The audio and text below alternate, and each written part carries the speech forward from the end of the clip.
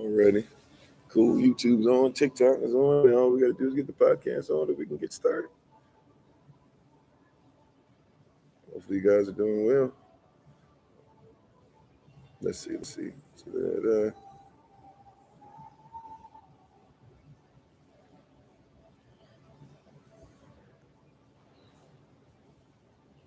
a very nice place that we were able to find last minute on our trip. Coming back cross country now, going back towards the East Coast.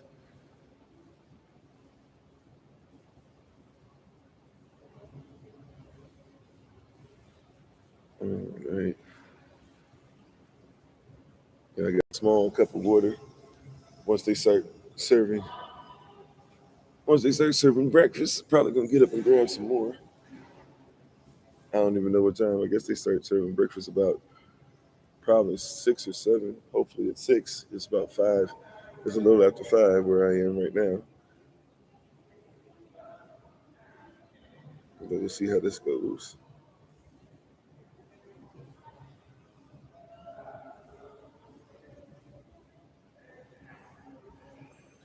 But hopefully you guys are doing well today.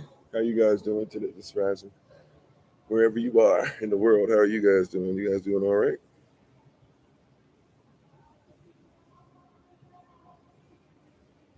I promise we're gonna get started. They said that the Wi-Fi is working now, so the Wi-Fi is not working. So I'm trying to just get this last thing going on in the podcast so we can go ahead and get started.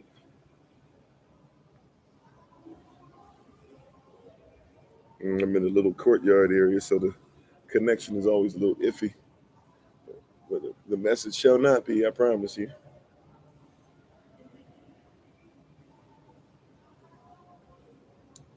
Passion, kusubiri, comme toi, just give me a little bit of time.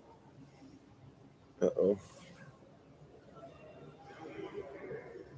Okay, we just might not. Okay, I guess we're just not going to have the podcast on.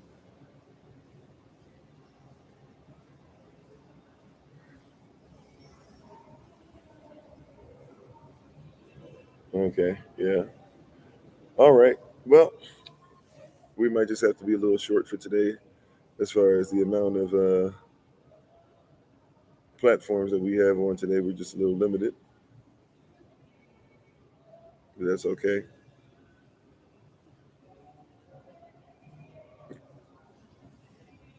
Oh, boom. Okay. All righty. Praise y'all. I think we're all right to go. Let's try this again.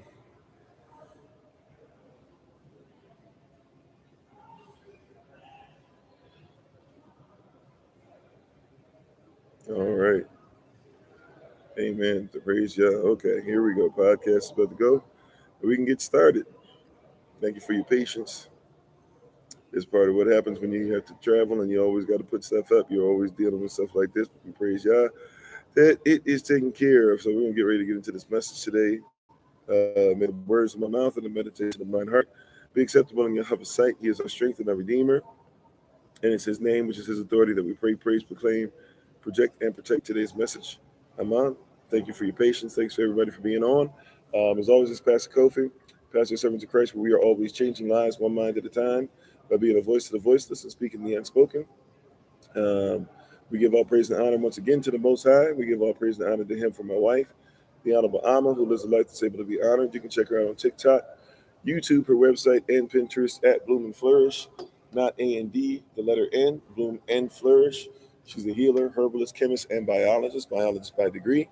And we're thankful and grateful for everything that she's doing. Her business is making your health her business. So if you'd like to be able to support her along that journey, and if you have a health journey that you'd like her to be able to support as well, you can have that symbiotic relationship of helping each other. We try to help each other, bless each other, look at each other's businesses, things of that nature on here. Hopefully I can be heard on all the platforms. YouTube, you're a little further away than what I normally like you to be, but it is what it is as far as the setup today. It's a nice setup, but it's not a practical setup the way they have stuff set up here, but it is what it is. So we're thankful for you guys. We're grateful for you, and we appreciate your presence. We're going to get back into this Genesis Revisited series, or Barashat Aleph Abit series, and we're thankful for you guys taking time out to spend some time and learn a little something with us. How you doing, Brother Ali, Prince, Brother Jermaine? Oh yeah, this person right here already reported them. Let's go ahead and block them. Okay, Big Brother Thomas, Ashunda. It scrolled up on me.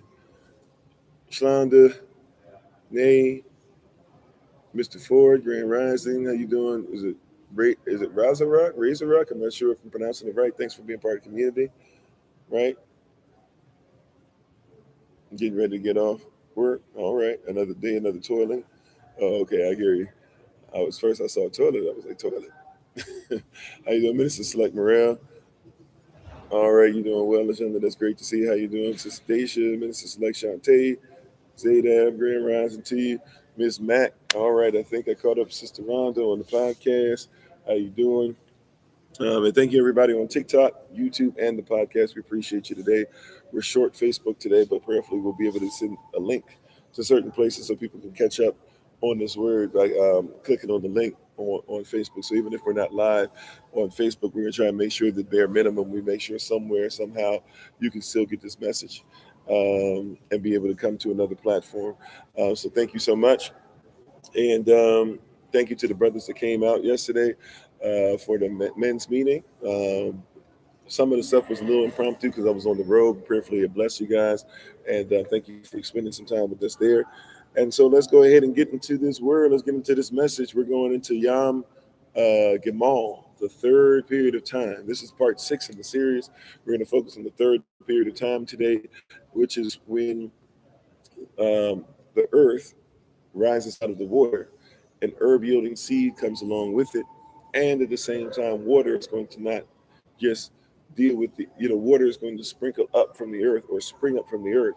And there is no rain because the laquaya, right, that hard substance above us, the laquaya is before the rain, before sin, there was no need for rain because man did not need to till the ground, right? We dressed the forest, we watched over it, we named the animals, but we didn't go that far. We talked about that a little bit yesterday in our with our men's meeting, right? That we did those things, and that we need to get back to our origin, right? So for the brothers that were on there, working on getting that recording out to you guys as well. But we talked about that, right? How it's important for us to realize the origin. We wrestle not against flesh and blood, right? But against principalities, kingdom origins. And so we have to go back to looking at the origin of things. And as we talked about in part 2 of this series, how in the world do we see the earth when we ourselves are still in the position to where we are not able to see the creator and what the creator put in place, right? How you doing, Sister Kendra? Right. So how do we see the earth? How do we see each other? How do we see relationships? How do we see family? How do we see community? How do we see culture? How do we see belief? How do we see emotion if we're not able to see the principles and things that were put in place, the kingdom origins, if you will, that were put in place to ensure that you and I would be able to move forward together in what the Most High has for us. It's pretty much impossible, as much as we want to act like it's completely possible, it's pretty much impossible for us to do so. But we keep having these conversations about culture, about Bible, about canonical viewpoint, and we're not able to put together things correctly as far as the origin. So I really like revisiting this series, even though we're really doing it because of what man did. It's become necessity because of what man didn't like us talking about the vaccine. But I really do enjoy the fact that we're getting a chance to go back into this and do a deeper dive with more information. Because if you comprehend what happened in creation, then you have to comprehend the creator. Once again, what does universe mean? A universe is a verse, spoken sentence. So you have a single spoken sentence. You have a spoken sentence that you live in called the universe. The problem is we haven't visited the one who spoke, and everything that's in existence is because somebody spoke a sentence. So if you're going to talk about the multiverse is 7 periods of time, or even really 6 periods of time, right? The 7th period of time is when he stopped speaking as far as creating the universe, right? He only starts speaking again when he starts dealing with Adam. right? But even with Adam, if you check out what's being said, it doesn't necessarily say when he gets to Adam, he speaks. This is why. Uh, um, so y'all, we're not there yet, but we'll be touching on this more and more. But hopefully, you guys are seeing that there's some differences from when it talks about the generation and the generations. Right? Your Bible makes it very clear, makes a distinction. It talks about the generation and then generations. How you doing, Minister Nice? Right? And that includes man that's in it, that human beings in a generation versus human beings in generations.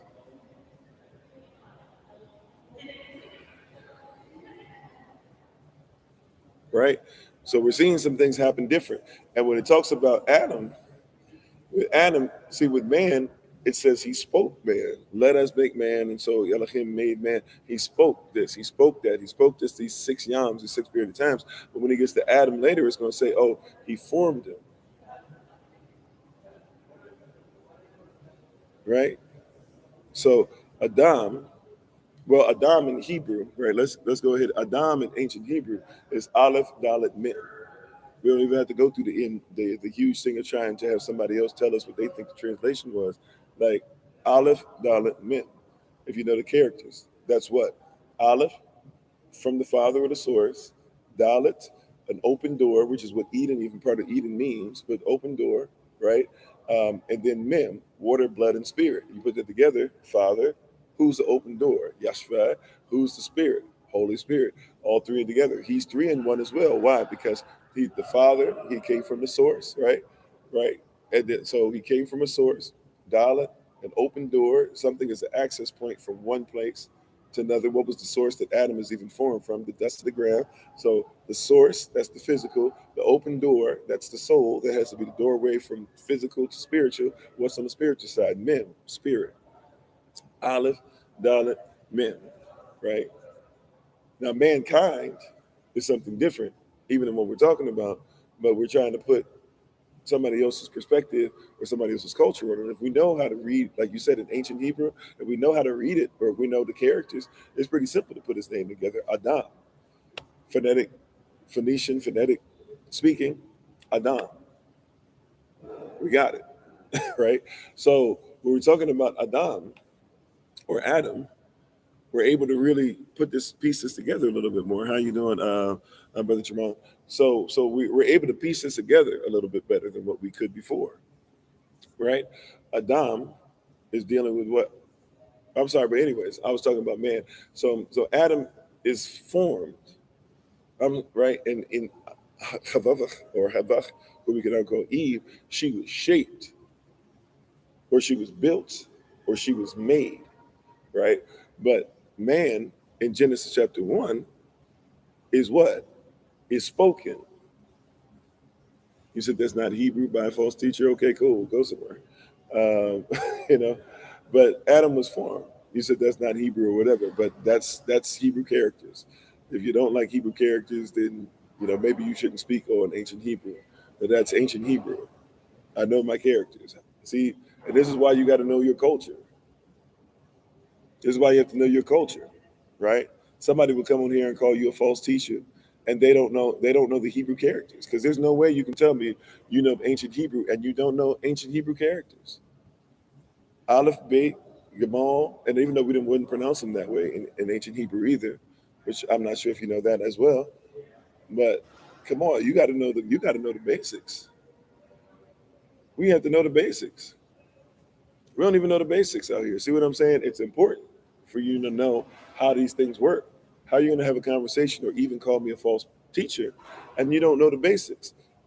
We just went by characters. Adam, his name, Aleph, Dalet, Mem. We can do a whole Bible study on just Aleph, Dalet, Mem. I just did a mini one. And because somebody doesn't know what's going on, they missed it, right? So that's why you need to study to show yourself approved. Somebody will call you a false teacher and not know the basics. If you don't know the basics of Aleph, Bet, Gamal, Dalet, Chay, Vav, Zion, we could keep on going, right? But those are the 7 periods of time. But go up to Mem being the 13th character, right? The 13th character, representing the number 40. Like if you're not aware of that, then Mem, 40 means a generation. That's why it's the generations. Generations come out of Adam.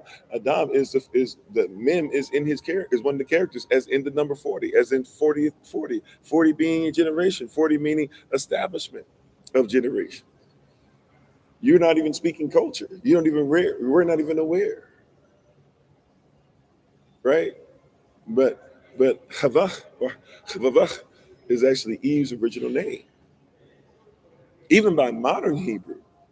Look up modern Hebrew and see what they say her name is.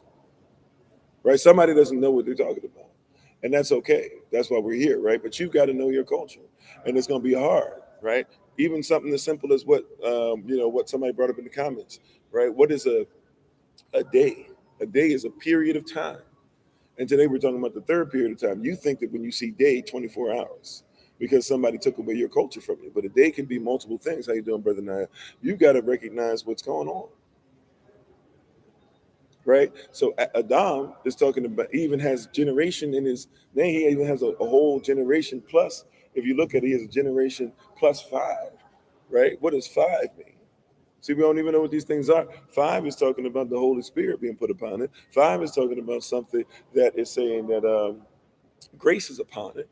Five is talking about something that you need to be ready to make a move on. Well, if it's 40 plus five, then they're talking about a generations. His name has generations in it, right? So if you don't know the culture, right, we can try and talk about a whole bunch of other different cultures. The culture that they spoke from, the culture that we're talking about today, the culture that must be manifest is something that is dealing with something completely different, right? So when you're talking about a period of time, this third period of time, right? I mean, I guess you could talk about five figures each, sure. Yeah. How you doing, Marlon? Thanks for being part of the community.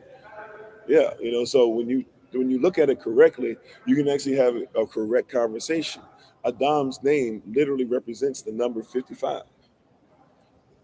So if you were even going to do a numerology discussion, you got to study 55, which means you got to study 11, right? You even got to know that. Like there's a whole bunch of stuff that goes with it, just not as simple as that. But 55 on the third day, right? Like and I'm not even great at numerology. I'm just trying to tell you, I can go into places because I know my culture, because I know what we're supposed to say, what we're supposed to do, and how it actually works. Because I know my culture, I can legit be able to maneuver. But we have people that are arguing against what Adam means because they don't even know what the characters in his name mean. Hey, Grand Rising T, how you doing? Hello, Fruit Lou, how you doing? So the third period of time is going on is a continuation of something that's purely scientific, right? Purely scientific. How you doing, Sister Dawn? Something that's purely scientific. What's purely scientific? How you doing, Cash? Uh, Scientific. So we went from gas without form and void. Darkness was upon the face of the deep. Spirit of Elohim moved upon the face of the waters. Right. The waters separated. So now we're dealing with earth or volcanoes even that still happen today coming up from the water. So we're going through a cooling down process, a slowing down process. We're going from gas to liquid to solid. From what to gas to liquid to solid. Pure science. Even in other people's culture, it would be purely scientific to believe that before something becomes a solid, it must first be a liquid. And before something becomes a liquid, it must first be a gas. Right? Come on, somebody, right? So gas, liquid, solid.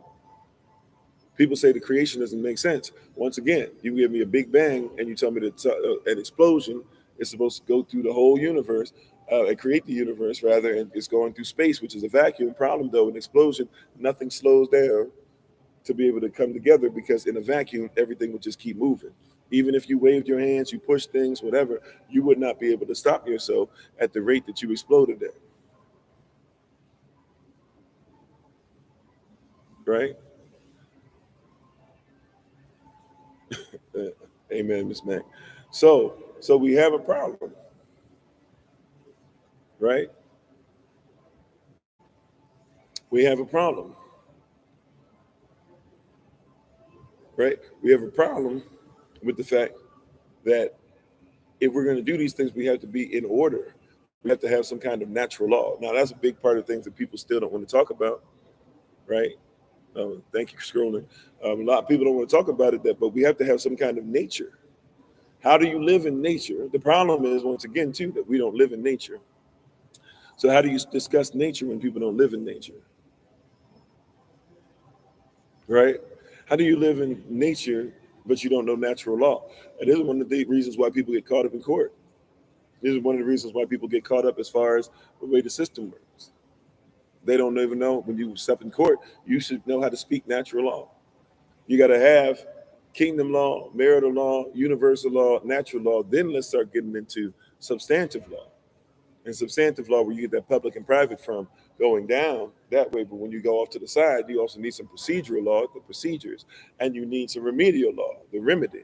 But that starts before you get to that. You got to know natural law. What is the nature of things? Even in your constitutions and your Western philosophy and Western theology, even in all different things that people like to carry with them, you will find that all of these places, all of these countries, all of these sets of law that are there to protect people's rights, they have to start with natural law at some point. And even if they're trying to get you to sign away from getting into natural law, you still have to be able to comprehend natural law. You still got to be able to comprehend natural law correctly before you can go ahead and talk about your court case. A lot of people lose their court cases. How you doing, Brother Alta? A lot of people you lose their court cases because they're busy going outside of natural law. A lot of people are having problems eating food, not knowing what real food is. Why? Because you're not in tune with natural law. A lot of people don't think that it's important to grow their own food and to have seed and to get their hands in the dirt and to make sure their children learn about these things. How you doing, Henry? A lot of people don't believe in those things like they should. Why? Because they don't believe in what? In natural law.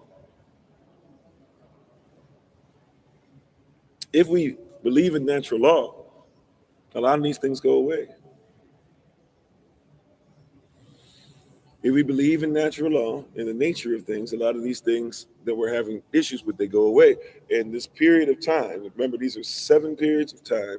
In these periods of time, right, Yam Gimal, in this 3rd period of time, we have to do what? We have to make sure that we are getting more solid.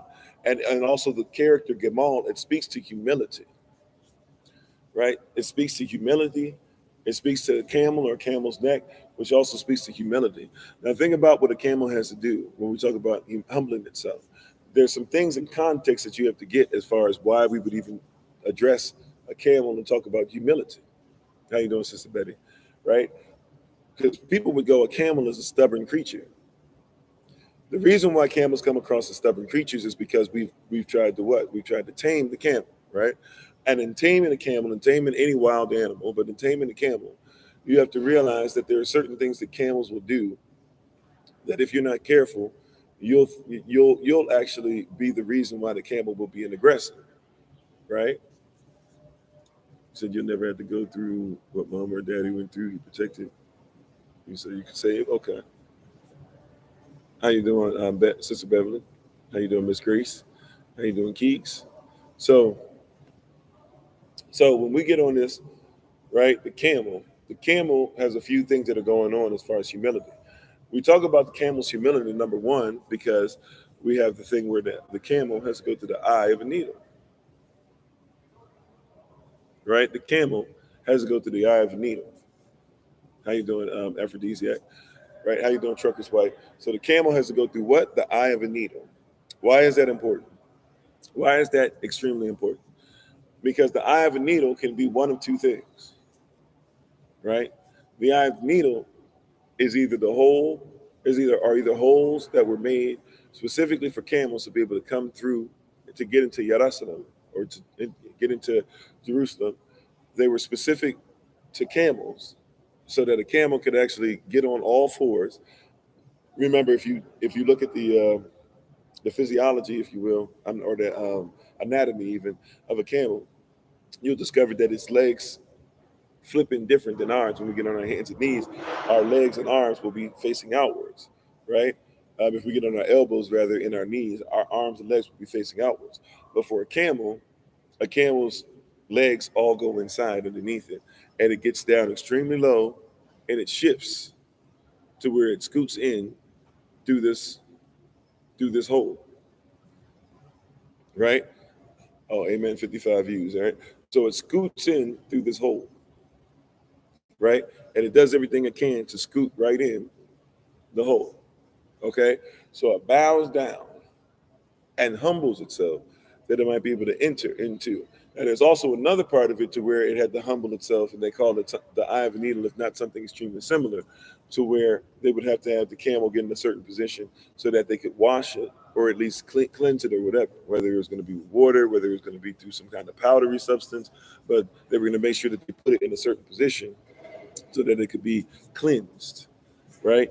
So it had to humble itself. So when we talk about Gimal is a place where humility comes into place. And if we look at these periods of time, we've gone Aleph, which is the source, the father, Bet, which is the son who comes out the right family, and now what? Humble himself. So even Yashrai, who was in the form of Elohim, but found it not robbery to come and be one of you, he humbled himself even unto the death of the Tav, or what we now call the cross. We're dealing with culture. We're dealing with humbling yourself. We're dealing with being okay with listening. We're being okay with submitting, not to a man. It's not submission, but it's what? It's submission, right? Being under a mission puts me in a different frame of mind, right? In my marriage, it doesn't say submit yourself to a man, submit yourself to a woman. It says submit yourself to the mission that the person has, right? And so Gimal, on this third period of time, representing the humbling or the slowing down thereof. And also we get to a place of what? Now we're seeing that the earth being humble, right? It was without form and void, like a lot of us were out there doing whatever we feel like doing, right? And then all of a sudden we got introduced to light, enlightenment. It still wasn't all the way down as deep as what it needed to be, but we were in enlightenment, right? And how you doing? My wife is on the Honorable Ahmed. Thanks for being on. Once again, check out on TikTok, YouTube, website, and Pinterest at Bloom and Flourish. Not A&D, the letter N, Bloom and Flourish. She's a healer, herbalist, chemist, and biologist by degree. How you doing, babe? Thank you so much for being on. So, in all these things, right, humble yourself. The humbling of yourself slows you down. The humbling of yourself slows you down. Yeah, thank you very much. And the thanks of the month is lower my cholesterol. Thank you. The humbling of yourself does what? Slows you down. And as it slows you down, it says that it slowed down and then things began to separate. We talked about that yesterday, that you're going to have some separation, right? You're going to have some separation. Separate yourselves from some things and allow certain things to stay on that other side of the coin. Some things don't need to change. Some things you don't need to have to rediscover. Some things don't have to be redeemed because they should never been touched in the first place. We should allow some things to be what they're supposed to be, and that's it, right? And then you have that lower C where you are supposed to make sure that you are taking your dominion comes out of, and what happens out of the humbling of that lower C, slowing down of that lower C. The upper C did not slow down the way that the lower C did. That upper C is supposed to be completely different. That lower C is something that humbles itself to the upper and slows down. And as it does, it says that the earth came out of it, right? It said that the earth came out of it, right? Now, when the earth came out of it, what did it also say? The earth comes out, and it says that then it comes with herb yielding seed. No growth yet, but seed. It comes when it humbles itself, it becomes more solid, and when it becomes more solid, it has herb yielding seed. It has the word in it. It has potential in it. Hasn't used the seed yet. The seed has not got the water yet. The seed does not have the sunlight yet. I'm sorry, the seed has the water surrounding it actually, but the seed does not have the sunlight yet. There's water there. There's seed there. There's earth there, right? There's atmosphere around, there's oxygen around, right? That's all happened in the second period of time. There's oxygen around, there's heaven around to breathe in and out, right?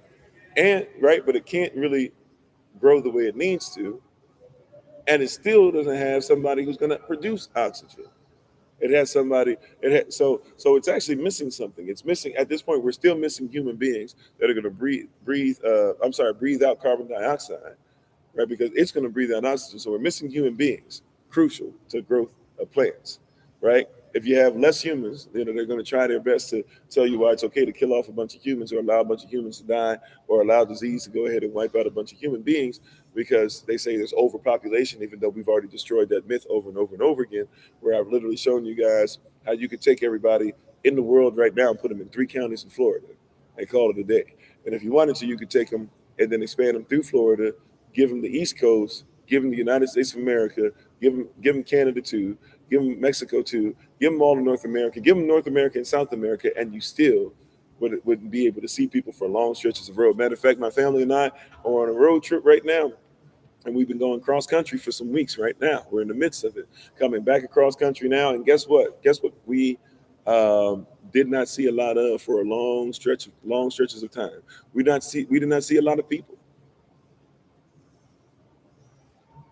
right? We did not see a lot of people, right? So in this third period of time, you got to realize that the earth. But anyways, like we got to humble ourselves enough to see the earth correctly. We talked about that on our second on part 2 of this series. You can't see this stuff if you listen to other people, but there's so much space out there, right? There's so many things that are out there.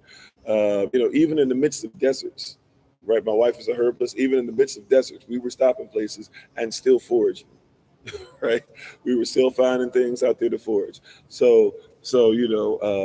And for people that are on Patreon, my wife is saying that we're going to put some videos out there and things like that for y'all to see. But there's so much space, right, that people are not even living on, not just in the deserts, in plain sight, right? People congregate. Like when we've been traveling, you travel, and all the time it's like there's a city all of a sudden, and everything's just jumbled together. And then you go out and nobody's there for long stretches again, and then all of a sudden, boom, there's a city there again. And then we go long stretches where nobody's there, then boom, there's a city again, right?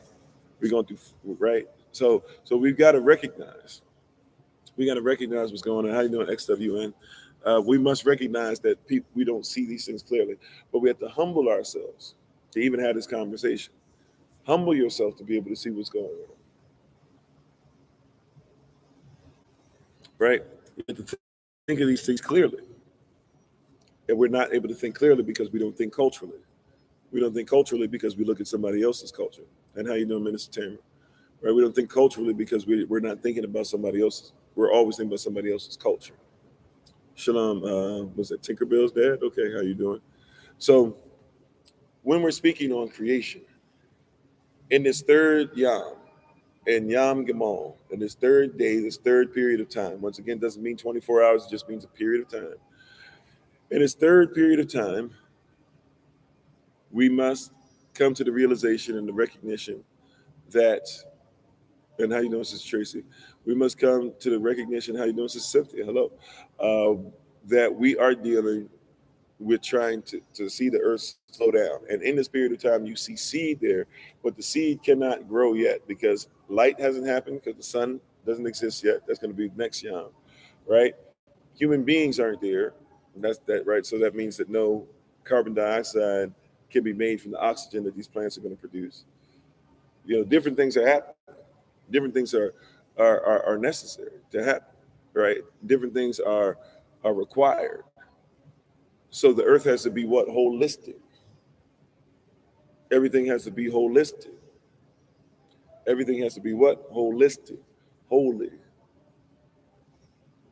Right? Everything has to be one. One thing affects the other, right? And you're not going to be able to go into the spirit and to go into this and go into this gift and that talent and all these different things if you're not able to what? To slow down and make sure that you got a solid place. Because the earth is crucial. This third Yam, this third period of time, number 3 is always a crucial number, anyways. But this third period of time is extremely crucial. Why is this third period of time extremely crucial? Because all these things that are being created, they're going to meet up on or around the earth, right? When you solidify yourself, all the stuff, the water, right? Eventually, the water that will rain down too, but the water that's down, the fish, even some of the fish are going to be around the earth and even in rivers and ponds and things like that, right? Lakes, etc. You're going to have the ants and the things that creep upon the ground, your cattle, your your predator type species, your predatorial type species, all these different things, your human beings, all these different things, the air that we're breathing, the oxygen and the carbon dioxide that's going to be produced, it's all going to be meeting up in this place called Earth that's solid. And you got to be solid, you got to be solidified. And it's a strange feeling to have the seed, the male part, and the earth, the female part, both in the same place. When we talk about the earth came out of the water, you got to realize when it talks about the earth and the herb yielding seed, the seed is masculine, the earth is feminine, coming together. Even from there, we have an Ankh principle. We have a masculine and feminine principle. So, in the beginning, gas is going around, enlightenment has to happen, all these different things. Second period of time, the water has to expand. Third period of time, we've got to see masculine and feminine come together. If masculine and feminine don't come together, we got a problem. Being informed, right? There you go. Man formed, woman made or created, right? And so man formed. All the materials for man, for the masculine side, are in the seed. But all the but what's going to form, what's going to be made, is going to have to be made in the earth.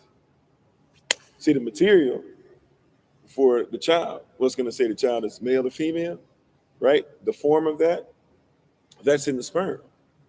But once it gets to the woman and her X chromosome is going to keep it setting.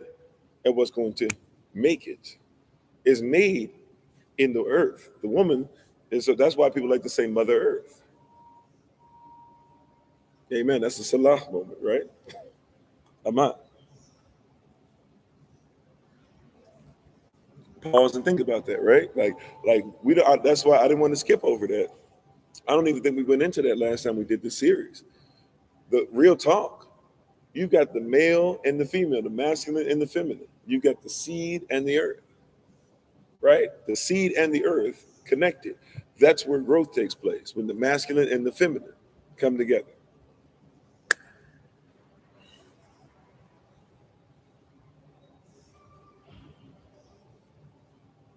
Yeah, of course you can contact her with help as far as that. Just look in the description box with the video, and get in contact with us, email us, send us a text to the phone number, whatever the case might be, and we'll help you out for sure. Right. So but you got to be in a position to see that you got masculine and feminine, just like in heaven. Now you don't have male or female yet, but you have masculine and feminine, right? And what happens? All that is in one. Now, interestingly enough, that when it says Elohim made man, once again in the generation, chapter 1, he didn't form him from the dust of the ground. It says he spoke him, basically.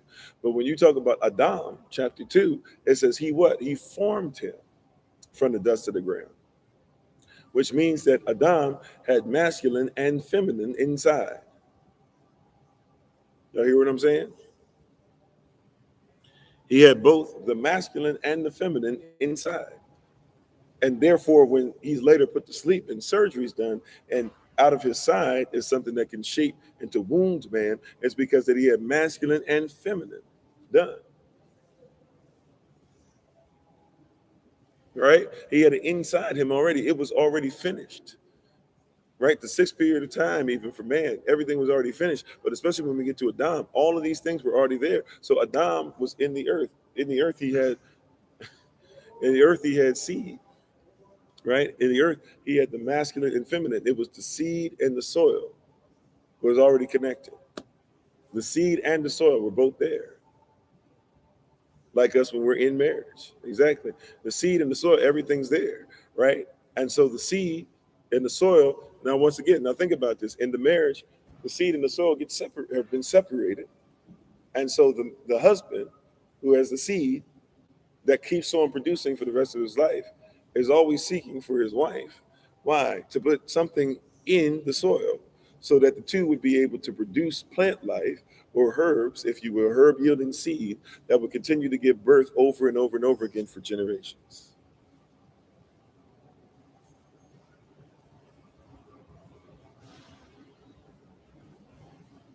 Right? Exactly. And therefore, thank you. There you go. And so when it says it is not constitutional, or we use this term good, right? And how you doing, Sister Shima? We use this term good, but it is not constitutional, or it is not of Yah's will for what? For man to be alone. Alone means what? All in one. It's not any value for him to be all in one. Man was all in one because man was just like the earth in the origin, which is he had the seed all the way in him, and he had what? He had the seed all the way in him. Simultaneously, by having all this seed, he also had all this. He had all the seed and he had all the earth. Right? So he had all the seed, he had all the earth. He came into existence like that. However, it's not great that he would be all in one. So I will make for him a helpmeet. How you doing, Mo Desire? I will make for him a helpmeet, somebody to help him meet the criteria. Thanks for the love. To help him meet the criteria, to meet the standard, to meet the mission, to meet the goals, which is what? To make sure that what's in the earth is not able to do. So watch this. Here's something that will bless you. Now, this is where some of the Afrocentric stuff makes more sense now, even though I don't necessarily believe people are using it correctly. But once again, this is where some of the stuff makes more sense, right? Because now if you're going to talk about what actually is partnered with it on a physical, not a spiritual, but on a physical level, what is the actual partner to the earth, right? Right? What is the actual physical husbandship or husbandry of the earth? Well, you have everything all in one. So now you got to split it up. What do you got to do? You got to split it up, right? It's not great for it to be alone, because all in one alone, once again, without man to make sure that carbon dioxide turns into oxygen, it will fail. Without the sun to have light, it will fail. Chlorophyll and everything is not going to work, right? There's water around that's ready to spring up from the ground, but the water, if it gets too much in touch with some of these seeds and starts to drown it and it can't grow, we're going to have a problem, right? There's certain things have to be in the atmosphere that are not there yet. So we're having a problem. So you got to make sure that you produce sun, and you also got to make sure that you produce what? You got to produce man, right? And animals and other things as well. But you got to produce sun and man, right?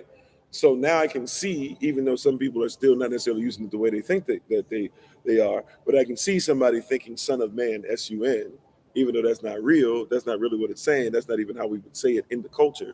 You're going by something that rhymes, but I get why somebody could try to use that, because sun and man are extremely important if seed and earth are going to be able to make sure that they are able to grow. So it's not great that everything was all in one. It was not created to be all in one. It was created that all these different things could work together. You were not created to be all in one. You were created to be part of a community, that all of us could come together and be the missing puzzle pieces for each other. It is not great. It is not constitutional. It is not valuable. It is not something that's going to help us to grow if you are all in one, if you're doing everything by yourself. It's not great for you to go through what you're going through and not make sure that somebody's not there to say it's going to be all right. It's not great for you to sit up here and study this stuff and never have anybody to bounce this off of. It's not great for you to keep saying you're self-made this, you're a self-made millionaire, self-made billionaire, when there's no such thing, because nobody made any of this stuff that we're doing ourselves. It's not constitutional. It's not valuable for you. I know everybody told you I can do bad all by myself and this. No, you can't. I don't need nobody to help me with anything. Yes, you do. That's the reason why you feel the way you do now. I don't need none of these girls. These girls out here be tripping. Yes, you do. You can't make nothing without no wife. I was gonna say woman, right? But a wife is the next level of woman, right? You shouldn't be. That's the problem.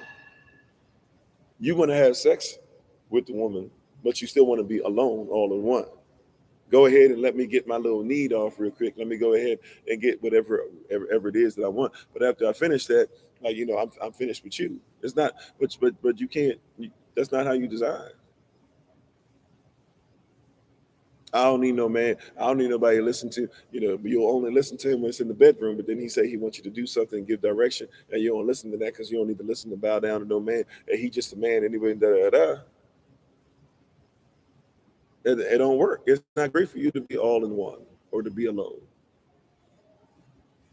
To be all one, alone, all one, all in one.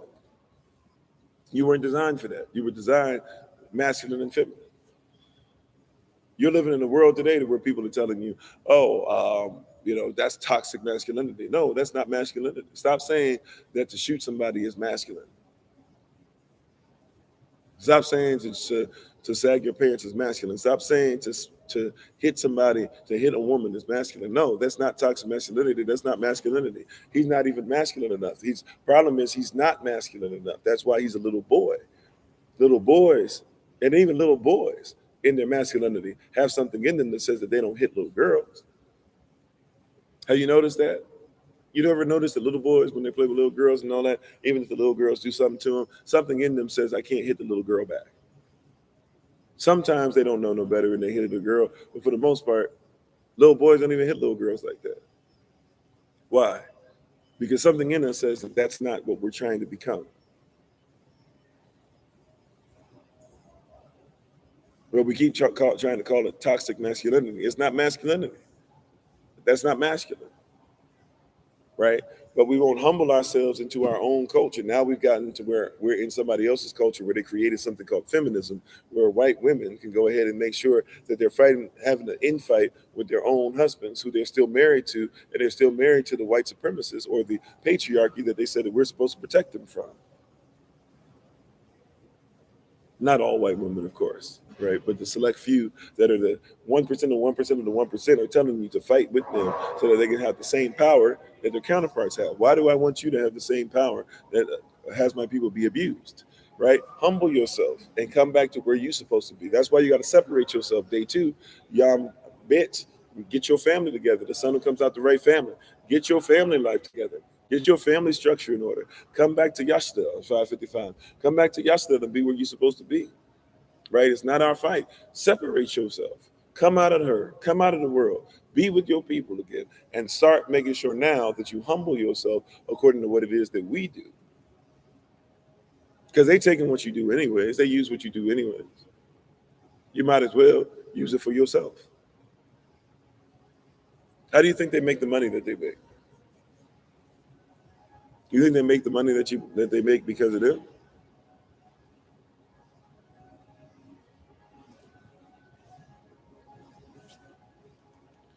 How do you think the Church of England got rich?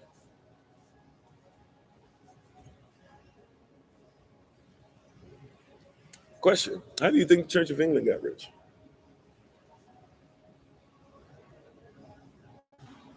You think the Church of England just got rich just because they were working really hard for the people? You think people were giving tithes, and that was it? Church of England was in the slave trade. How do you think the Roman Catholic Church got rich or richer? You think it was just tithes and offering? You think it was because of the prayers to Jesus?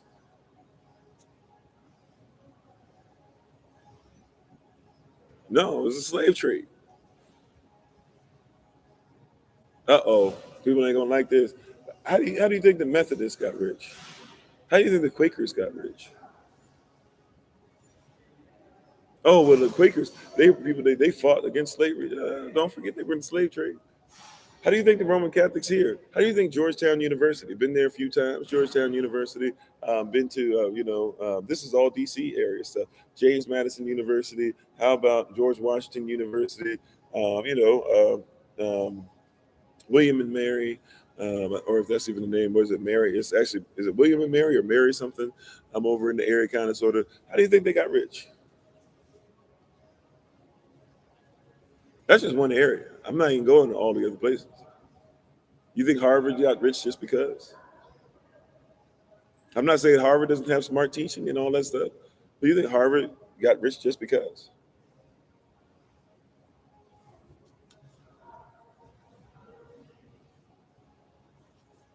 Okay, William and Mary, yeah. Like this stuff didn't happen randomly. And and these people have used you and used your system. Thomas Jefferson, who was out there raping you, was ripping pages out of your Bible so that you would never see yourself in it. Go to Monticello. That's the name of his house. They have it basically as a museum because, they worship those places. They don't want them to come down.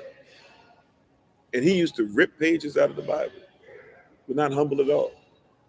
People think that Thomas Jefferson and them were Christians. Thomas Jefferson was not a Christian. Thomas Jefferson was a deist. Deists believe that they can become deities. That's why when you go, if you ever go to the Thomas Jefferson Memorial, guess what you'll see? You'll see that you're going to step into a place of worship. It's almost like an altar. You go to see Abraham Lincoln Memorial, right, in D.C., guess what you're going to see? It's going to be something where it's almost like you bow down to him as a deity. As a child, that's the only place your school would allow you to go, Monticello. Yeah, right. And think about that. And when you ask questions, because I always ask them questions, they try to act like this and that, and they try to say Thomas Jefferson, George Washington, because George Washington, you can go to his, you can go to the first 4 out of 5 presidents if you start with George Washington. There's several presidents before him, but if you start with George Washington, you can go to the first 4 out of 5 presidents' homes and be able to look at their be able to look at how they did stuff, and they'll act like all of them had some weird thought process when it came to slavery. They were like, well, maybe slavery is not real. It's like, or maybe slavery's not good. So you think that they really thought that while they were raping these girls and these men?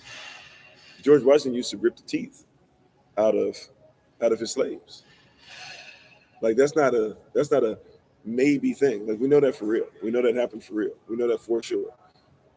He ripped the teeth out of his slaves' mouths. People think that George Washington either only had wooden teeth, which he never had a set of wooden teeth. Think about that. If you had a set of wood in your mouth, you'd have splinters, right? So he never had a wooden set of teeth. He did have a set of teeth that had some wood in them, and he did to help with some of those things, but he had teeth. He had real teeth, and then eventually his last set that he had were made out of ivory. With George Washington, now people will go, well, he paid his slaves. He'd give his slaves like pennies, like for their teeth. You think that that's payment? But see, that made him, in their culture, that makes him a better person. Yeah, I know, Takwa. I'm sitting here struggling. I don't have any water with me right now. Yeah, it is what it is. Hopefully, I don't know what time they start doing breakfast. It's probably going to be finished by the time that we finish it up here, or it's probably going to be started by the time we finish up here, though. But it is what it is. Had a rough day last couple of days.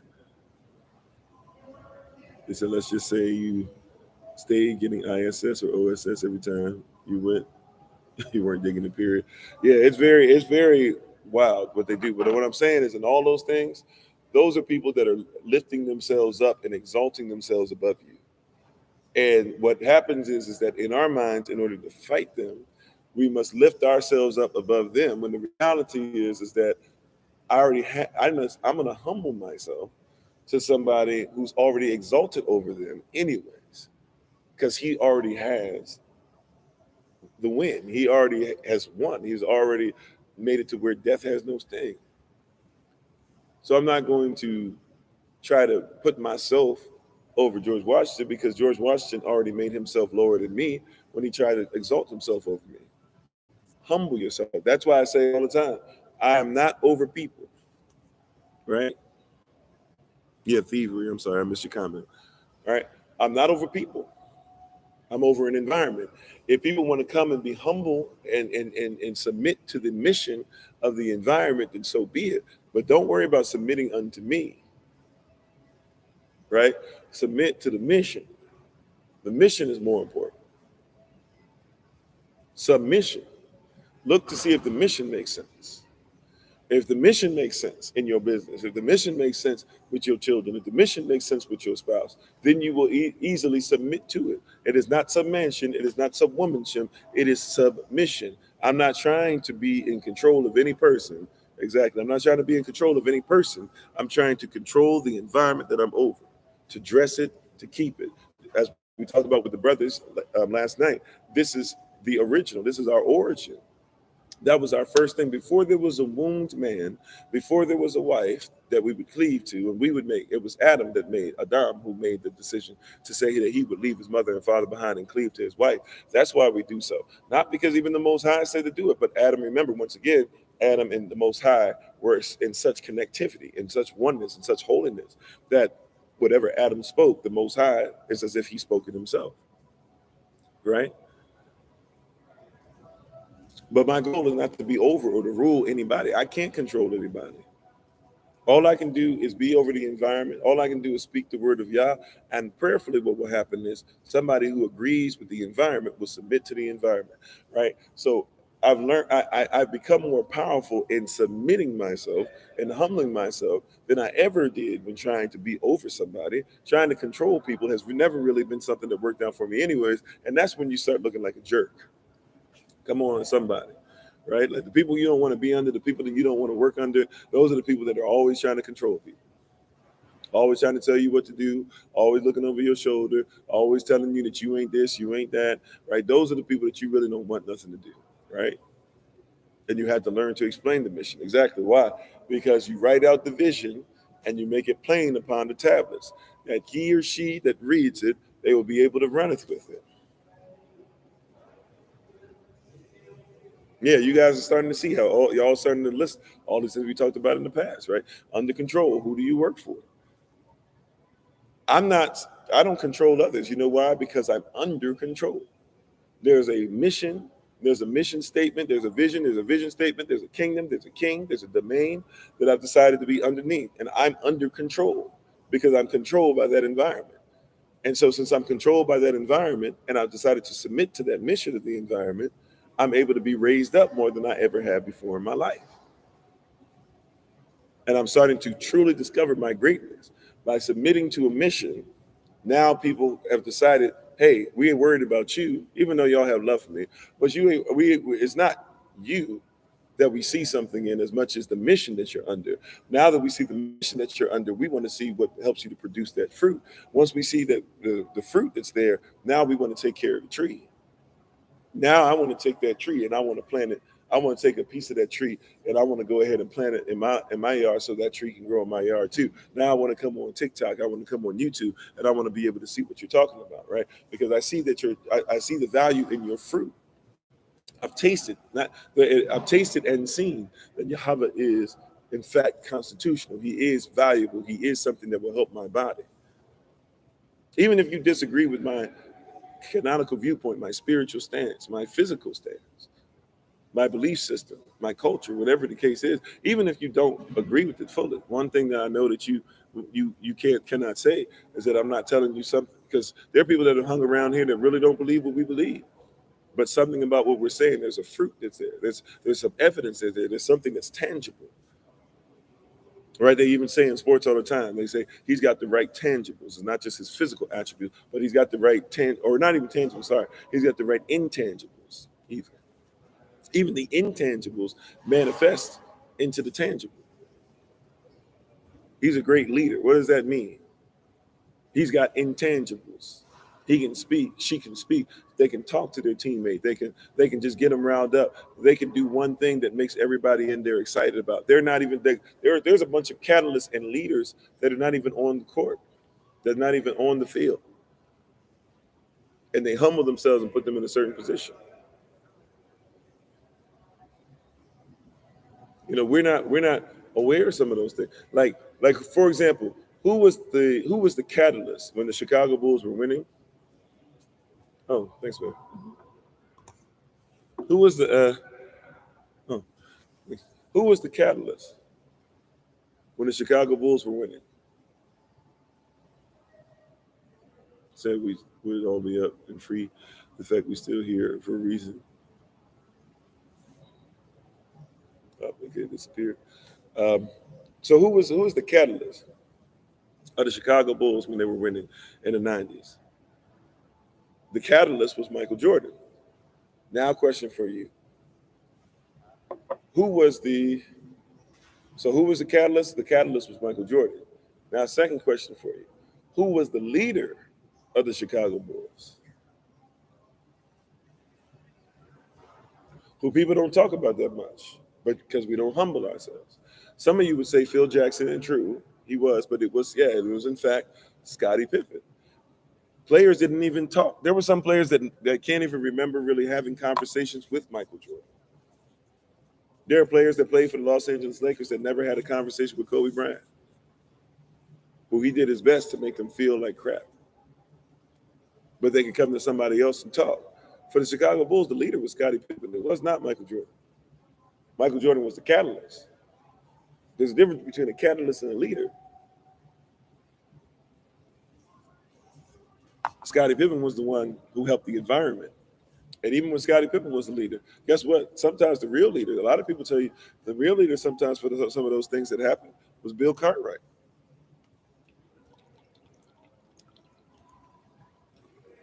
Bill Cartwright with that old ugly shot, if y'all remember who I'm talking about, that old ugly shot, played for the New York Knicks and stuff, came over in that trade, got traded. Charles Oakley went over there and took his jump shot over there. Bill Cartwright took his ugly jump shot and brought it over, right? And guess what they would do every game? If you're a student of the game, if you remember this stuff, every game they used to pass the ball into before Jordan would start to score. Bill Cartwright was going to get like the first 6-8 points he could score. They would go down to him, and it was his job to make sure that he scored on that jump shot where he literally took it every time. I used to try to even imitate it somewhat, trying to figure out how in the world he did it. A lot of us used to, right? Like, how in the world was he shooting? He used to take the ball, he would bring it all the way around, and then he would shoot it, right? And he made it though, right? Right. It was amazing to see. Like, I don't know if I've ever seen anybody shoot quite like that, right? But he was, but he was coming around every time, and he was the leader. They would start the game with him because then everybody would come inside. Once you had to be inside and respect the fact that Bill Cartwright could score on you, Michael Jordan could do whatever he wanted. Scottie Pippen could do whatever he wanted. And once those two can start going, then guess what? Your John Paxsons, your I know there's Steve Kerrs and others, but they come later. So your John Paxsons, your B.J. Armstrongs, your Craig Hodges, your people like that, they get to make open three-pointers and open jumpers now. Why? Because Bill Cartwright started something as the leader of it. Then here comes Jordan as a catalyst, and Pippen even as a leader as well. But Pippen's going to be making sure Jordan gets his too, right? And then you have everybody else, right? If you look later on, they repeated the same thing with the next three championships they would win when Jordan came back. They lose the first year that Jordan comes back. Jordan gets some of his skills together because he's getting older, but also, like he needs to be better at dribbling and things, but he's not the greatest dribbler. So what he does, he develops that fadeaway and gets that together so he can just go to certain spots now and not be, and now have a whole nother dimension to his game. But guess what? Luke Longley. And, it was Will Perdue, then it was Luke Longley. They become the new leaders in that. Pass the ball down to them, let them get going. Then also once they get going and people realize that they can score inside, they come off of Jordan a little bit. Now Jordan can decide into the second quarter, kind of sort of in the third quarter, but then definitely in the fourth quarter, I'm a catalyst now. I got a chance to rest because these people were leading. Other people were getting their stuff in now. Right? Because before, remember, he was trying to be the leader in the catalyst. He was never a great leader. He was trying to be the leader in the catalyst. They were losing. I know we do this weird thing now with Jordan where we act like he was, 15-0 or 14-0 or however seasons he played. But the reality is he's won 6 out of 15. That means that there were a lot of seasons he didn't make it all the way. And remember, his first few seasons, even though they made the playoffs, everybody would say he always made the playoffs every year, but there weren't that many teams, and the teams were sorry. So he was making the playoffs with like 30-something wins out of 82 games. They were not a great team. And so he was coming in, he was scoring 63 points in the playoff game. His first playoff series, he averaged like over 50 points or over 45, over 40 points, something like that. Like he was great, but he wasn't a great leader. He was always a great catalyst, but was not a great leader. And it actually took him humbling himself to realize that he wasn't a great leader. Phil Jackson came and showed him something that Michael didn't have. Now, Phil Jackson was never the player that Michael was, but Phil Jackson showed up and said, hey, he put some rings on his finger. He said, you see these rings right here? He said, I done won championships, and I know how to win championships. And if you want to win a championship, you're not going to win it trying to be the leader. And if you are going to be a leader, you can't lead the way that you're leading. And so he said, other people on your team, they need to be given a chance, and you have to learn how to trust people.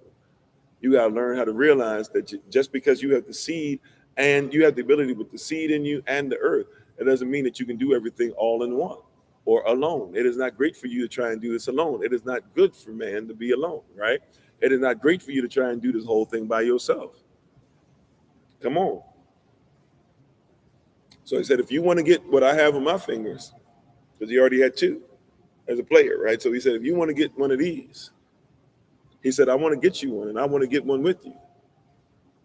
Yeah, he studied on the red. Yeah, for sure. So he said, if you want to get one of these, guess what you got to do? You're going to have to realize that you're a catalyst. But guess what? You're going to have to allow some other people on this team to do some stuff. And that's when he started to win championships. You're going to have to allow Scottie Pippen to grow into becoming Scottie Pippen. You're going to have to eat that. But you're going to need him to become the leader on this team. You're going to have to. That's the only way you're going to win. You can't be, it's not great for you to be all in one, alone. You say, is it because you can't be the leader and the weapon at the same time? Sometimes some people can be, right? But I'm just trying to use this as an example that sometimes we're trying to lead, not realizing that we're being. Matter of fact, I think that you need to be aware of what is what. If you're going to be both, sometimes you just have to be aware of what you're in more than the other, or what time you're in one. Like sometimes I might just be a catalyst, and might not be the leader. So, like for example, we do a lot of different services, a lot of different things. So I realized like I might be the catalyst when it comes to the podcast, but this year a lot of our ministerial staff are going to be using the podcast to, be in Ofori for a whole month. So they're leading it, but I'm the catalyst, right? I'm the one that's using it. But when it's time for me to go into teaching mode again on there, I become the leader. And maybe I am the catalyst at the same time, right?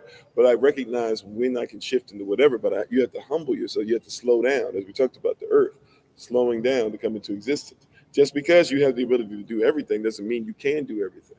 And that's how I used to mess myself up, right? I used to mess myself up to where I was getting all types of stuff. You guys saw some of the hernia stuff, but I mean, I was young, feeling like somebody developing ulcers and things. Why? Well, I'm stressed out. I'm trying to do everything. I'm trying to do all the events. I'm trying to do all the speaking. I'm trying to make sure that I'm going over everybody's place. I'm visiting people's schools and stuff like this, and parents aren't doing it. Like, just because I can do something, Paul talks about that. Just because I have the ability to do something doesn't mean that I should do something. I had to slow myself down. I had to humble myself.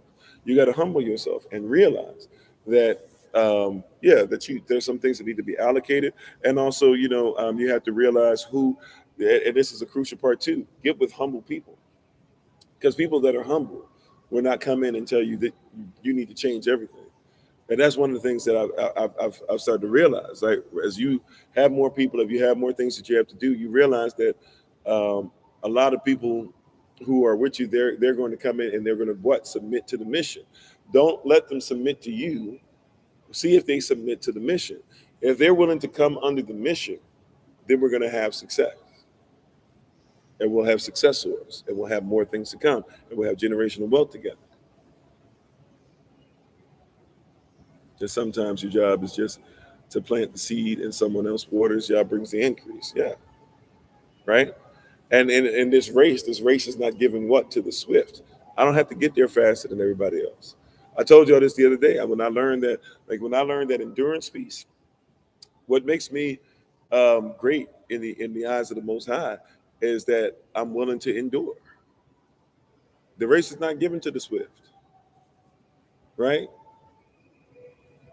It's not given to the person that can go the fastest. It's not given to the person that takes the most supplements.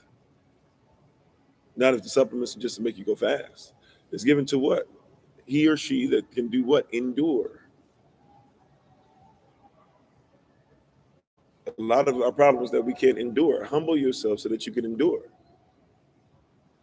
There's some things that water cannot endure, but when you humble yourself in the heart, and the earth can endure some things that water cannot. Water is strong, but water has to take on the shape of whatever water is inside of.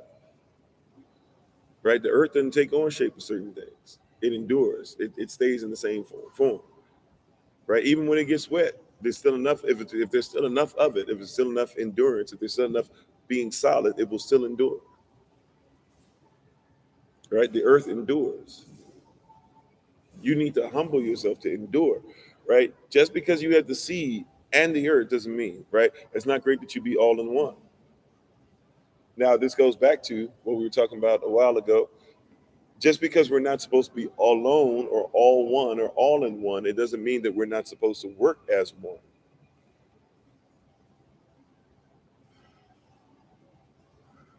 Right? So just because we're not supposed to be all in one doesn't mean we're not supposed to work as one. We have it in us to work as one because we all come from the same form. Right? We were either all formed by the same thing or we were shaped out of the same thing, but we all come from one. But it is not great for us to be all in one.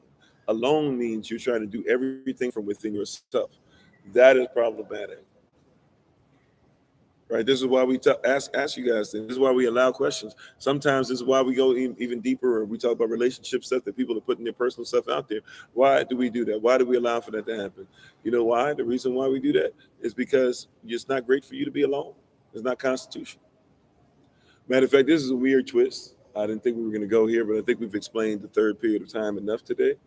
So this is a weird twist. All right, same to you, Sister Rhonda. Allow me to put this out there, though. Anybody who wants to discuss anything, whether you want to put in the chat or if you're on TikTok, you can try to call in. If you're on the podcast and you want to call in or put it in the chat, whatever the case might be. If somebody has a question, if somebody has something that you feel like, or if somebody's feeling all alone or all in one on something, right? Or if somebody has a question concerning how do I stop trying to do everything by myself? I'm just going to try and be led. Let's go ahead and go where we're supposed to. Go ahead and put your concern out, your question out, and maybe we as a community we can help each other. We did this before in our SOC meeting last month, and it worked out very well.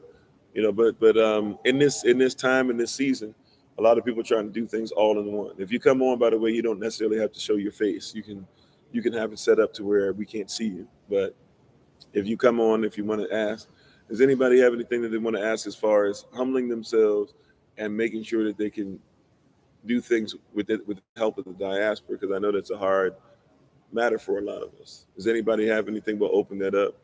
Um, you know, I usually don't.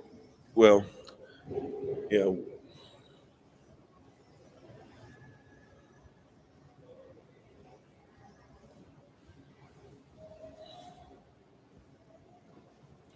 Okay. So first thing popped up. Takwa said, "If everything is predestined, why pray? Why shouldn't we just be grateful?" Well, prayer is about communion with the Most High. Prayer is something as far as the way we do it now, in conversation with Him. It won't be necessary when heaven comes. Like prayer, preaching, a lot of stuff will not be a necessary thing anymore. However, um, predestination is a little different than what we make it out to be. Predestination in our mind is that because we're focused on just certain things, right? So predestination for us usually is a conversation of, hey, the future's already told, so we don't have to do anything, right? But predestination really comes from so the Most High lives in a space different than what you and I can even fathom, right? Like even if we fathom it, it's still difficult for us to believe it's true. The Most High lives in the past, the present, and the future simultaneously, right? So if he lives in the past, the present, and the future simultaneously, it means that he knows everything that's going on at the same time. What our mindset is, though, is that we cannot change the future, and that's a bad thought process to have, right? Because if we say we can't change the future, we don't believe in the Bible. The Bible says that there was a man that was getting ready to die. He was told get his house in order. He turned and he prayed, and before the prophet made it out off the property, the prophet was told come back, tell the man that he just extended his life and he lived like what 14 more years. Um, right? The Bible says that we have choices. So just because y'all can see everything happening simultaneously doesn't mean that we can't pray to something in our present. Or what really blows my mind is that we cannot pray to things in our past, and that he who is in the past, present, and future will not be able to bless us and work everything out for his constitutional value, right? Uh, we have it in our mindset that the future cannot be changed. And that's what predestination is. Even though we're talking about predestined, right? When it talks about he predestined, even he's saying that he has a calling on your life, whether you like it or not. Now you can choose to accept it. Calling even means to call somebody, or for somebody to be called means to be invited. Kletos. So a lot of people are invited, but few will do what they're supposed to do or be chosen. Ekletos, right? So he has an idea for you. And if you would do the things, he already has a predestined outcome. However, you can change the predestined outcome. The predestined outcome for Adam was always perfection. Adam decided to go against it though, and since that was the case, he already had something in place, knowing that Adam can either choose to eat of the tree or not eat of the tree. Eat of the tree of life or eat of the tree of knowledge of good and evil. If he eats of the tree of knowledge of good and evil, right, then we got a problem, but we have a way of being able to fix it. So he has backup plans, if you will, or things that come, not even backup plans, just he's in eternity. So he knows, oh, wow, Adam's going to end up doing this. Let me go ahead and write out by the shots to help them to be able to get back to where they're supposed to be. Like, so it's kind of a different mindset than what we think about with predestination. Uh, let's see.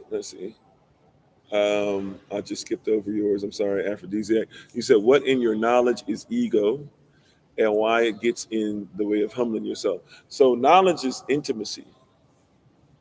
And a lot of people now in information, intimacy, knowing something or knowing someone is not a bad thing. Uh, Ego comes into place, and that, by the way, it's not bad to have an ego, but to become egomaniacal, right? An egomaniac, to become somebody who runs through everything, thinking that they have to be in charge of everything. That's when we have a problem, right? That's when we have a problem. But as far as knowledge, when you have knowledge or intimacy with the Most High, with His Word, like the Bible even says in Romans chapter 10, verse 1 says, it's Paul's prayer that Yashua would be saved, that Israel would be saved. But verse 2 says that we have a zeal of Elacham, but it's not according to knowledge, it's not according to intimacy. And so if it's not according to being intimate with Him, what happens in verse 3 is it says that we begin to do everything on our own and try to make our own laws up, if not outright follow other laws, that we're not consistent with what the Most High said. And since that's what we did, we tried to come up with our own thing. So now verse 4 after that says, hey, all these things that we were doing, or the law itself really doesn't do anything for us because we didn't do what the Most High wanted us to do. So humbling yourself and getting back to the original law, the original ways, the original value system is what's going to be able to help you to get to the next level. Those are the things that we need to look at, right? So hopefully that helps some. If it's not, let me know for sure, right? But he's everywhere. He's omnipresent. All those different things. I'm doing all right, Marcia. Thank you very much. So yeah. Anybody else have anything or whatever, right? Like anything as far as being alone or a thought that you've had in your mind or all these different things. Well, ego. Somebody could. Well, you know what? Let's look up. I don't know if this is an ancient version. I'm gonna try and find an ancient version of it. Let's look up what ego actually means. That's probably the best way to look up. Do it. Let's just look up what ego actually means. Yeah. Okay. So ego can be out of control. So this is what it says when I'm reading. It says ego is a person's sense of self-esteem or self-importance. So if we were to just leave it there, right? I'm looking for some ancient stuff real quick to see. It's a Latin word. Okay, and ego, yeah. So ego, in its original sense, back in the day, in ancient times, ego literally was a way of saying I. So, like you say, I am, you would say ego. Like if you said like I am Kofi, you say ego Kofi, right? So its ego is supposed to be an awareness of self or a it's self awareness or a self importance. I should be aware of self, and I should think that I am important. But if I ever get to a place to where my awareness of self begins to trump the awareness of the community, I gotta figure out how to check that. Or if I ever get to a place to where it's important to believe that I am important, However, if my importance of self begins to become more powerful, right, than the importance of us coming together, then I got to check myself, right? So ego is not a bad thing. Knowledge is not a bad thing. Intimacy is not a bad thing. But when we're out of yeah, you could say out of balance or out of order. I would even say like being out of order is when we're tripping, right? So you can have an ego and be like, I'm a great husband. But when you say I'm a great husband, so you must bow down to me, now we got a problem. Right? There's nothing wrong with somebody saying I'm a great wife. I do this, I do that, I cook, I clean, I got a job, I do this, I know the word, I submit to the mission, blah blah. Like there's nothing wrong with that. But when you say, see, I do these things, so I ain't trying to hear you say anything because well, wait a minute, so you can't handle any criticism, right? Now your ego is a little off. Your awareness of yourself or your self importance is a little off, right? That's why when people say, I believe in God, but we're all gods. Well, first of all, Elohim said that he's Elohim. He's not God. That's a Germanic deity. Number two, though, when you're trying to do the whole thing, like, don't say that you're in the same position. Like, if you want to do the whole lowercase g thing and all that, which basically just says you're a child of the Most High and you deserve, therefore, to be able to have dominion over certain things in your environment, and so be it, right? So, yeah, you got to make sure that that who you are, your ego is just basically saying who you are. Right? There's no problem. There's nothing wrong with saying who you are, right?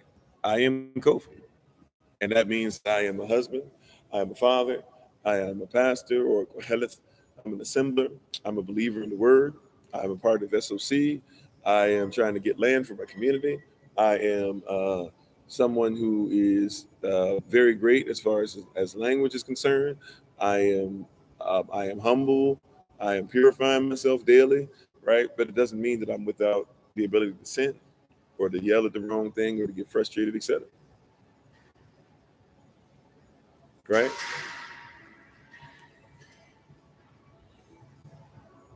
Yeah, if your ego's out of control, it definitely could be an opening for the enemy.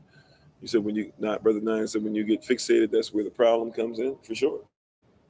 Um, what does logos mean? So logos is basically logos, logia, logic.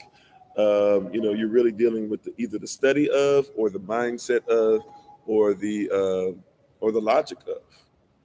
Now, logos, a lot of people go into a place of spirituality with it. So even if you're dealing with that, you're dealing with the logic of a deity or logic of a spirit, a logic of a religiosity, if you will. But really, it's usually dealing with deity. So, like if you're dealing with, like for example, even though it's a slightly different word, but it's got the same root. We talk about this all the time. Homologio in the Greek. That's where you get the word confession from. What does the word confession mean?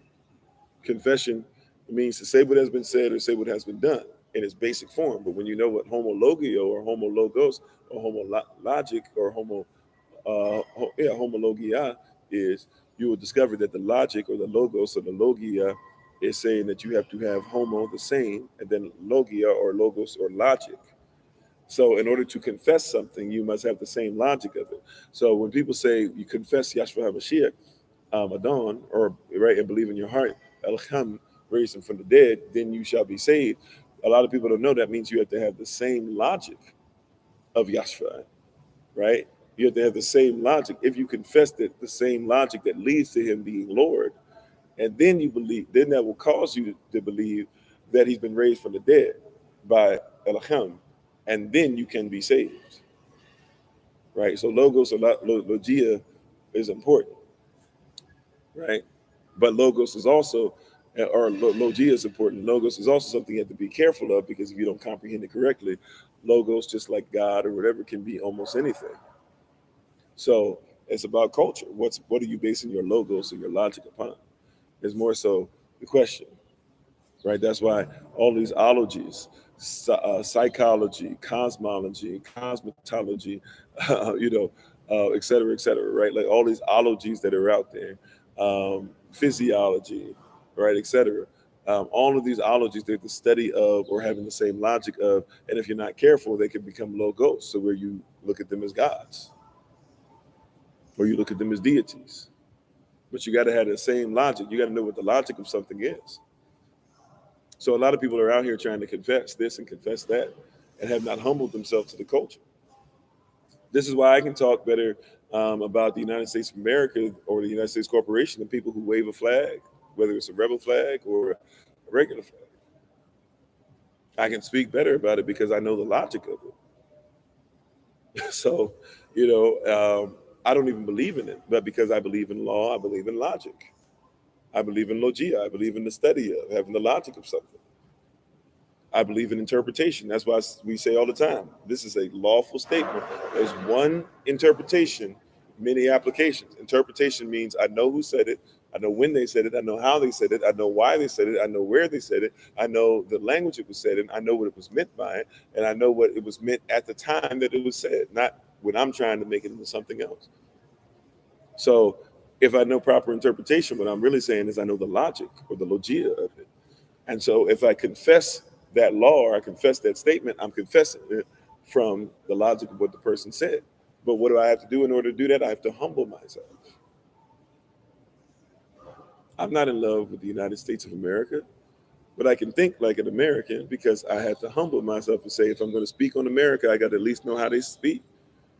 That's what I said. Like, if you're going to talk about, tithes and offering and taxes, he said, okay, cool, give me that fish. They went in the water, they scooped out the fish, right? And what did they do? He said, render Caesar's things to Caesar. However, give Elohim what is his. Why? Why did he do that? All right, hey, look, logic is that we follow rules and we follow things or whatever. So whatever Caesar is due, you give to him as long as it's lawful. You give to him. But if it comes outside of being lawful and it's not in the kingdom, you don't have to have any part of that. And that's why we teach people don't have to worry about taxes if you don't want to, not because it's not law or lawful, but because it's written in the United States law. Like, if you're a non-citizen national, you shouldn't be paying taxes. But a lot of people don't know what a non-citizen national is. So I humbled myself, right? And I humbled myself, and by humbling myself, once again, being under a mission, the Most High was like, your mission doesn't have anything to do with saving the United States Corporation. And so he started showing me things that helped me to separate, to be in it, right? I got to have the logic of it, but not of it. I don't have to be submitted to the mission. So I have their logic, but I don't have their mission. Y'all catch that? I got their logic, but I don't have their mission. I used to have the mission. I used to be in the military, right? But now I have the logic. So when I go into places, I can deal with their logic, but I never have their mission. Their mission is no longer mine. You said it's helping your family with form of tithing? Sure. So tithing is not just financial only. Matter of fact, remember, tithing in most places is talking about food. Not all places, but most places talking about food. But you give your 10% of everything. And it's not, and see, remember, here's the deal. It's to bring the tithes ye into the storehouse. Really, that there might be meat in mine house. What does the word house in Hebrew mean? The word house means family, right? That there might be provision for my family. No, thank you, Brother Nine. So there must be meat in my house or something, sustenance in my house, in my family. So if you're taking care of the least of these, my brethren, see how the scripture goes together, right? Take care of these, the least of these, my brethren, you do also unto me. So that's why even like with Boaz, remember how Boaz is introduced? And he's set aside 10% on the outside of his crop, separated from the rest of the 90% that he's not going to touch. And if he did it correctly, which he probably did, because it seems like he's a man of faith. So if he did it correctly, what probably happens is that not only did he make sure that that was something people can come and pick off of, but unlike what we would do, he actually made a point to say that that 10% was going to be better than what he was going to keep for himself.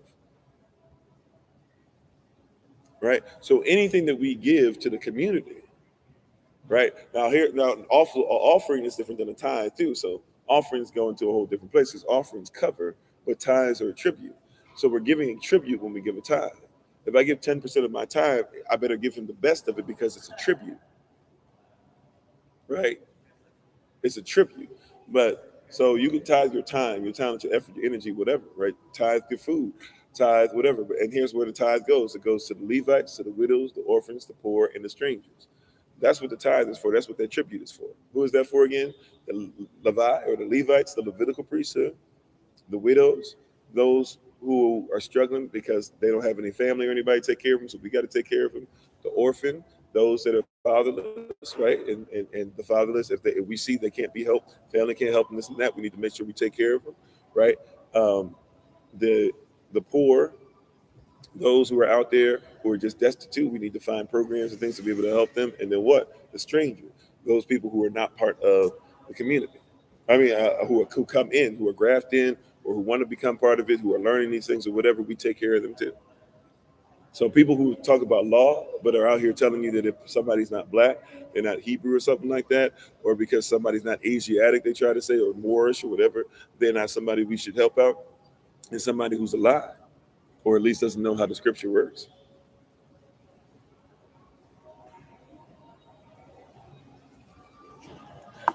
That's real talk, right? But a tithe is a tribute. So anything that you're going to give to the family of the Most High, right? Just make sure it's the best that you have. Give them your best, and then sure, you know. Now, eventually, the goal is to get to a place where we can be 100% all in and be giving everything that we can to each other, not just to the community, but to each other, right? Because you got to take care of you in there too. So, great questions, great questions. But you have to be aware of those things. Yeah, great questions. Any other ones? Trying to give a chance, trying to talk about are the things we can humble ourselves and slow down in or get more solid information in this period of time that we're talking about today. Anybody else on any platforms before we take our leave? I don't want to slow down anything, but I don't want to. I want to be obedient.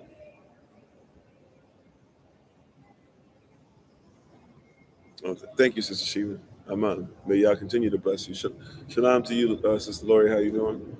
So, but yeah, it's extremely valuable. Like once you get it, and you get the culture, right? The culture, bring you the tithes into the storehouse. What does it say? So that there might be meat in mine house, right? And really, that's a way of this new commandment that Yahshua is going to give us in John 14, that you love one another the way that he's loved you. By this will men know, love each other, right? Our love is the greatest weapon. By this will men know that we are his disciples, by the way we love one another.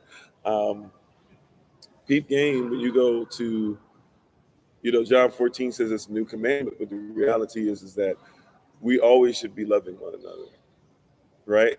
And we should always been that. But he said, I'm going to put it in a new context. I'm going to say it in different words, so you guys can't try to use loopholes, because religious leaders at the time were telling people how evil they were. Yahshua had to call them out. And is it Matthew 15? It's either Matthew, Mark, Luke, or John 15. I feel like it's Matthew 15, where he had to call them out and say, like, you guys are getting mad because the disciples are picking grain or doing stuff or whatever they were doing on the Shabbat, on the Sabbath. But he was like, but you guys don't even follow law. He's like, you guys are mad. No, no, no. They asked Yahshua, they said, why don't you follow the customs of our fathers and the traditions? He said, I'm not here to follow the customs and traditions of your fathers. He said, I'm here to follow law, but you guys don't even obey law, but you telling me about custom. Yeah, we put heavy burdens on people, if we're not careful, but don't lift the finger to help. We're there to tell you why you're wrong. You're wrong, you're wrong, you're wrong, you're wrong. And as much as people talk about grace, and this is one of the tricks of the enemy, you hear people saying all this stuff about grace and all these different things concerning grace, and therefore we don't have to be under the law and all these different things. Hell, how you do it, X-Man? But the problem with that is that when you tell them that law is what you're using to tell people that they don't have to be under is in fact law, what happens? They yell at you. They judge you for judging them. They tell you you're going to hell, right? Like no humility. Their ego is out of control. People don't want something to be governed by. You hating outside the club and you can't even get in modern terms, right? You said you want to help, but you don't know where to start. Humbling yourself is one of the biggest things to know. That humble yourself. Matter of fact, I can tell that you humbling yourself because that's a humble question. How can I help, right? And I don't know where to start. So first and foremost, but once again, let me say it like this: humble yourself. Who are you? Who is yourself? What do you do? What do you have? What can you give that nobody else can? That's first things first. Like, what do you have the ability to do that others do not have the ability to do? How are you going to help people to grow as far as what you provide. What is it that you would do if you could do it for free? Right? Like what I do now, I did it when nobody paid me. Matter of fact, I still don't really get paid, right? But I did it when nobody could give me anything, when nobody cared about me before there was social media, when people would love what I had to say, then would find out I was homeless on the street and then be like, oh, I don't want to listen to that stuff anymore. Right? I did those things then. And I learned who I was then. And I'd serve people. I was sneaking on the bus, right, with huge bags and acting like I paid for stuff or seeing if somebody else would pay for me to get on the bus. And I was doing those things or whatever. Trying to make sure that I could sneak on the bus with trash bags full of stuff and the whole table and everything, and then going out to the hood and then putting the stuff out and saying, hey, um, who needs this? Who needs clothes? Who needs all these different things, right?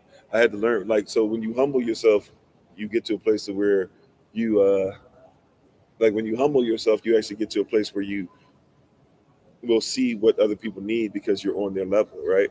So you're in the process of doing that now, and humble yourself. Like yourself is part of the equation, right? Yourself is part of the equation. You're going to bless people because you are going to provide something that nobody on the planet before you, after you, or during your time here can provide, right? So humble yourself. And when you do that, by humbling, not just being humble, but humbling yourself, knowing who you are, knowing what you're lowering yourself to and what you're submitting to. What is the mission? Once again, submission. Learn your mission. Have a vision, but also pair that with a mission. We talk about VPV here a lot: vision, purpose, value. Like VPV, like have a vision. That's a far off. That once you know that the vision is the end game.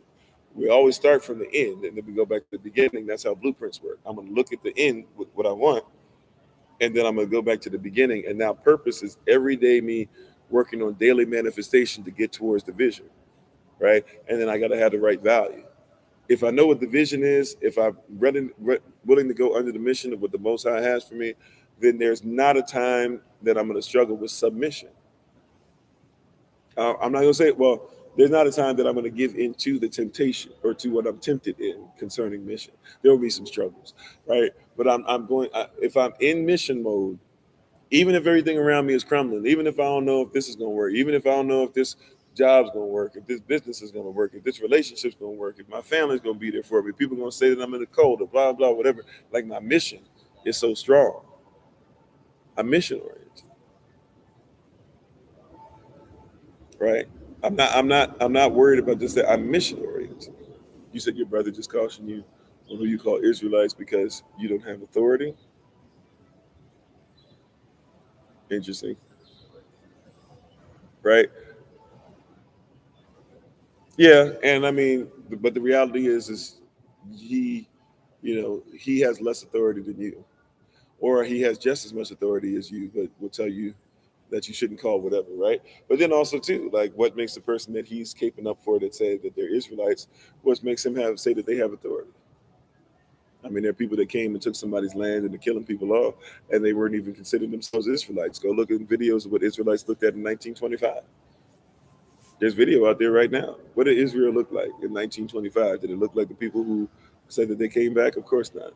But people who don't study, they and don't comprehend names. See, that's why we even get the name. What does the word name mean? Name means authority.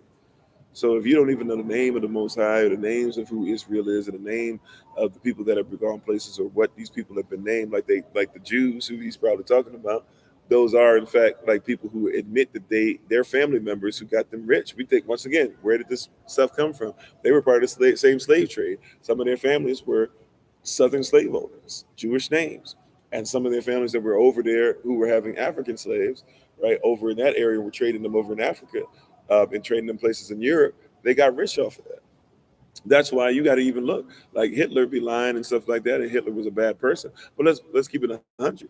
Even Hitler came out and gave y'all some game. If you look up, Hitler said straight up, one of the reasons why he thought that he told people it was acceptable to kill the Jews was because he was like, they're not the real Jews anyways, right? Like I'm just telling you, like look at what Egypt said. The prime minister of Egypt said he's into people that have authority. You see what I'm saying? People don't have the authority, right?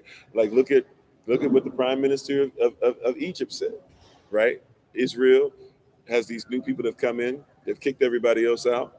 They have America behind them, which is the big thing you want to pay attention to. The Rothschilds in America, right? Remember that that star, there's no such thing as a Star of David. When you study the star that's on the flag, it's actually the Rothschild family crest, right? There's no such thing as a Star of David at all. None. And if anything, that's the Star of Malak, who was somebody that Rothschild worship, but some people don't want to put that two and two together. We know it's a Rothschild crest. So it's a lie outright. Who has authority over what? Right? But they came to the prime minister of Egypt. They said, hey, we want you guys to go ahead and, Israel said this, we want you guys to go ahead and bow down to our sovereignty. Tell us that we're sovereign. And the prime minister said, no. They said, no, what you mean, no? And he said, well, you guys, when you guys left, you were black. Now you came back, you're white. I don't know if that somebody has enough authority for him, but we can keep throwing authority out there. We can talk about what the people look like on film. We can talk about the fact that they themselves said that they owned Israelites and said they had Negroid features and they were the slave owners. We can talk about they were slave owners here in the Americas. Some of them went down and escaped, right? And went down to Brazil. And that's why you have a Confederate flag down there in Brazil, where people once a year have a huge celebration where they bring out those Confederate flags. Right? But people don't know any better. You said multiple responsibilities, hard to let my wife help me before I feel like certain things she shouldn't worry about and not neglected. With your father passing, you have even more responsibility. Yeah, that's something that's crucial. And I think one of the things that I would suggest to you, I could go on a long tangent of things right now, bro, but for real, and we need to, like I said, I'm here to talk. Whenever you're ready to talk, just let me know, and we'll set some time up. But for real, the thing I would tell you to do, besides just hang in there and stuff, I would tell you take time out to grieve in the morning, because that's something that we skip. I skipped that with my mom. And I wish if I had to go back and do it all over again, I would have taken time out to grieve. I was 2-3 years past it before I realized I was in the midst of a depression. So if nothing else right now, I would say make sure that you take time out to mourn and to grieve. Your wife being in touch with not even in touch with emotions. Women show emotions outwardly.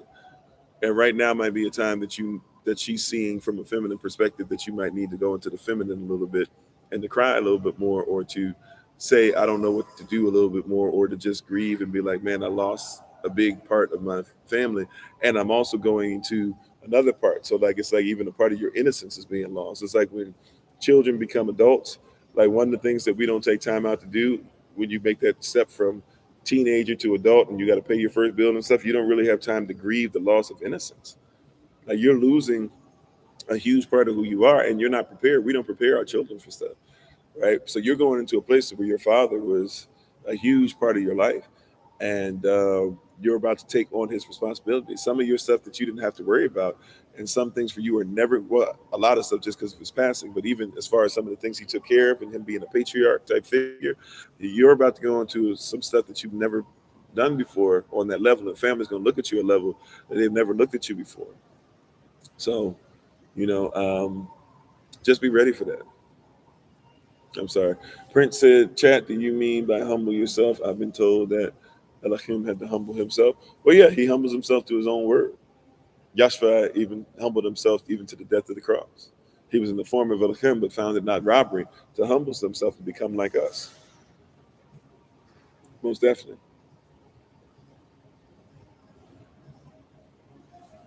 He said, what are my thoughts on the movement of creating designation of FBA and the effects on the diaspora? I don't really know what that is, and be honest with you. I probably don't know what it is by name. If you can explain it to me, not Brother Nair, I might have to look. Matter of fact, let me just look up FBA. I don't know FBA by name. So I'm sorry. Would you say FBA? Uh,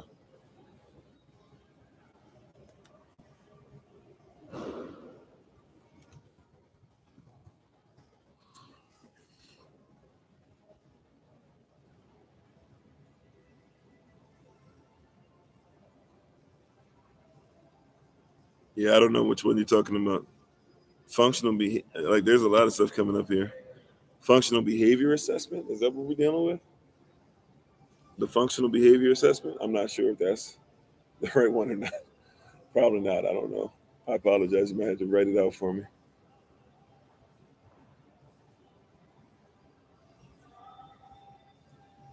Oh, thank you, X-Man. Appreciate it. You said his point is only Yahweh has the authority to what to say who's an Israelite. Okay. So does he? So does Yahweh? Is he the only one that has the authority to say who's a male or female? We got to be careful here. Like it's like when people say you can't judge. Only Elohim or only Elohim can judge. But when you're like, I'm probably going to partake. I don't usually do so, but I'm probably going to partake in breakfast today. I'll be able to judge if it's something that tastes great or not. Like just because I didn't make the breakfast doesn't mean that I can't taste and see whether it's valuable or not. But it's a weird statement. I probably have to go into the mind, but it doesn't sound right. You said 49-year-old baby brother is always testing your patience.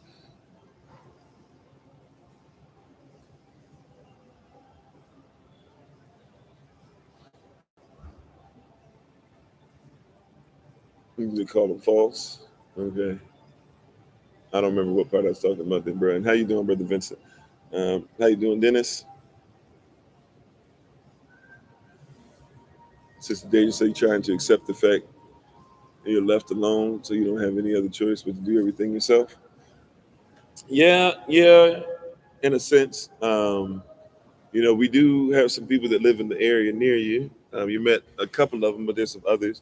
And but I think part of it, I don't want to go into certain things that we talked about in person and in private. And for the sound of it, sounds like we might need to continue some of the conversation that we had because I know we haven't talked in a minute. I've checked in with you, but via text, but not talk.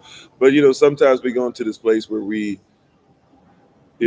there's a lot of stuff that's hurting and stuff like that, and then in your situation sounds similar to what I was talking about with Tremont, as far as like there's probably some grieving that still needs to take place, and because you're dealing with the loss of a spouse and somebody who did their best to set you up for a lot of success that you still have, and I think it's also you have a little more issue with sometimes of the health care piece that's in there, not personally, but with family members, but also you have to look at.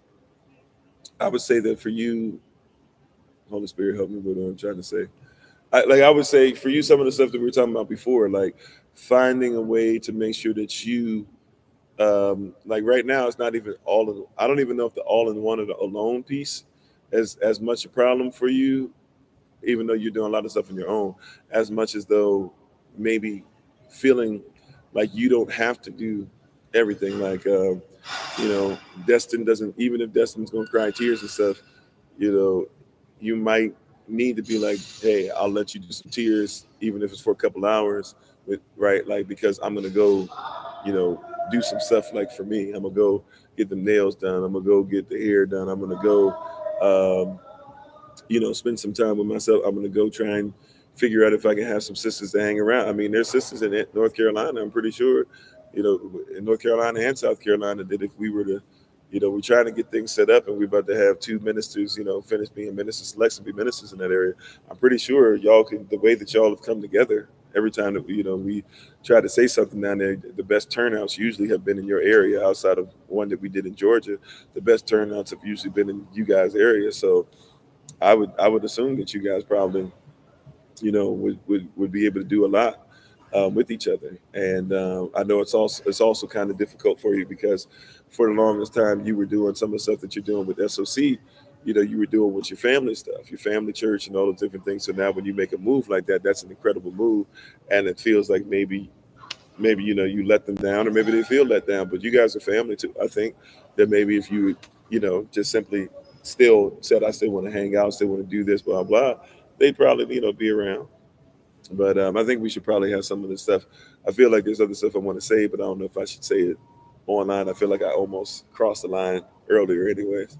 But I think with you, it's not even the all-in-one stuff as much as maybe I don't even know if you get alone time. Like if you've got somebody at the hip all the time, you really haven't even been alone. I think it might be the reverse. Yeah, it's not great for you to be alone, but I think it's not great for you to never have any time alone either. you know, and I think we might be going. I think that might be part of the issue, possibly. But we can talk about it some more. I'll try to reach out to you. If I don't, please, I'll be telling people a lot. Y'all know I'm busy. So if I don't reach out to you when I said I'm going to reach out to you, text me and be like, Kofi, like, bro, come on, we need to talk. you know, feel free to let me know about those things. Hopefully that helped. I'm not sure if it did or didn't. I feel like there's a lot more I could say, but I don't want to say in front of everybody. I'm doing pretty well today. Thank you for asking. Was a little stressed out, a little tired on this cross country trip. I really haven't slept, like had a like full night's sleep, especially because of the time zone difference. I probably haven't really had like a full night's sleep except for twice. I was trying to remember last night how many times I've had a full night's sleep. So I'm kind of out of it, but I'm resting a little more. We're traveling back across country from west to east this time, so I'm not really doing much in the way of meeting people and stuff this time. And so pretty much I'm just going somewhere sleeping, going somewhere sleeping, going somewhere sleeping. So besides the lives, of course. So it's going to get better in that regard. But I'm doing well. Thank you for asking. Like, how are you doing? Like, I appreciate that. How you doing, woman of yesterday? Shalom, shalom to everybody. Um, you said who or what is Yahweh? Yahweh Yar Che Vav Che. That means the hand of the Most High, who through the Holy Spirit um, nailed us in place as a family through the one is nailed. Therefore, giving us access to the Holy Spirit again, allowing us to give Him praise, and even our very breath and our soul is in place.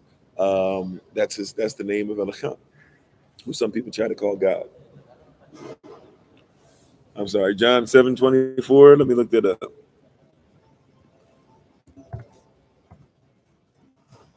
Let's see what we get. John 7:24.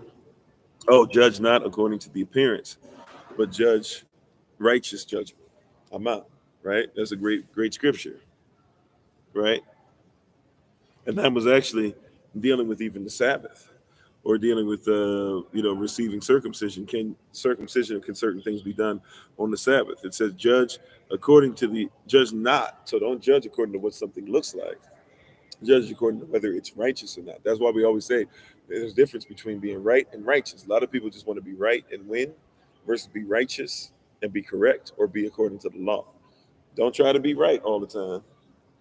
Try to be righteous all the time. Great scripture. Thank you for that. So we're from the lineage of Abraham, Isaac, and Jacob. Where? I don't remember exactly what I was talking about, Karen. Where from? Are you asking we are from? Or are you saying where from? I'm not sure. Help me out with that. Where from the lineage? What did you mean by that? I'm sorry. You said, is there a church or community? So we don't do the church, but we have an assembly. Yeah. We have, matter of fact, we're coming to the D. We're coming to Detroit October 14th to the 16th. We were just in Detroit not too long ago. We were in Chicago and Detroit the last 4 days of May, but we're going to be there October 14th to the 16th for the Convocation. That's part of our Hebrew holy days that we're supposed to keep. So the 8th day will be in all together, but we'll be there the 14th to the 16th, Friday, Saturday, Sunday. Looking forward to it, and some of us be on there virtually as well. But yeah, we have people that are over there, they're part of the community, and I'm just thinking off the top of my head. We got like five, six people, 5, 6 families, something like that in that area. And we also have people in Chicago and stuff as well. So I mean, you got that's a long distance between the two, 6 hours, right? I think it was like 6 hour trip for us through vehicle. But yeah, so we got some people in that area. We got some people in Indiana now. Even more people gonna be there soon because people are moving over there. So yeah, we definitely have some people over there.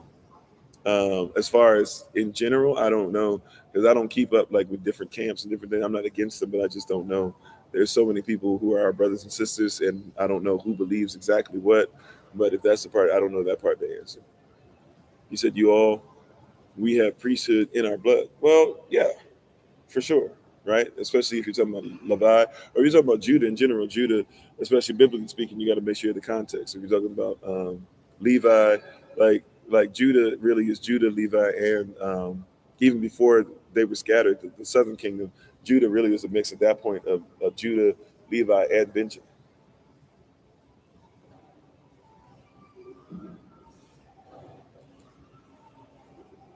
Right now we are in Nevada, and tonight I'm not sure where exactly. I think we will be in New Mexico. I think by night's end sometime.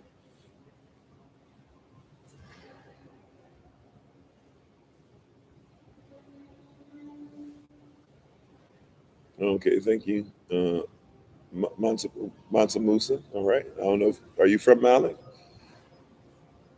or from the ancient Ghana or from area of Timbuktu? Maybe Well, he went through a lot of places. I don't know. Got a lot of places built all over the place. Yeah, lawful over legal. There you go. Righteous over right.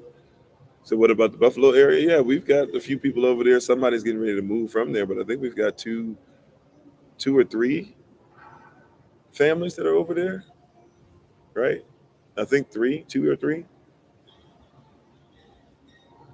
The Feast of Tabernacles, and it's supposed to be for 10 days, and we're gonna on the eighth day you're supposed to meet up for a holy convocation. So we'll be meeting up for it. If you guys want more information about it, just let us know.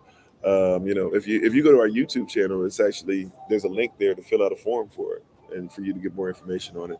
But yeah, we'll be there. NYC, we have people, but I can't say like we have anything structured really. We don't really have structured in a lot of places. We're getting there. We're starting to get so we have Kofi. If you can see this is Kofi underscore 43, or maybe you can't see that, it's just as past Kofi 40. But this is really technically known as Kofi underscore 43. We have a Kofi underscore 44 because they were trying to take this down already. But Kofi underscore 42 was taken down. We had gotten to a place where we were having like 30 something thousand people on the live each day. And they took it down because they didn't like the fact that we were talking about vaccinations, and some people said that we were reverse racist, yada yada yada, right? So they canceled us, and I didn't know until they stopped us from being live on here for a minute that Kofi underscore 42 they had actually released it back to where we could use it again. So we started going live there. We go lives in the evenings there, but we actually had a lot more people listening on a regular basis all over the planet. And so we have pockets and stuff, but it's hard for me to keep up with it because there's a lot of different stuff all over the place. So, but we're attempting to get back in place. But yeah, we have things. So if you want to get in contact with it, just let us know. Do I have any videos talking about the book of Yob or the book of Job? We did. I'm not sure if we have them on this particular platform now, but Job is interesting for a few reasons, but most people only talk about Job chapter 1 and 2 and only talk about Job 41 and 42. So out of 42 chapters of Job, people usually only talk about 38. I'm sorry, they missed 38 chapters. They only talk about the first two and the last two. And there's so much more richness and things in there.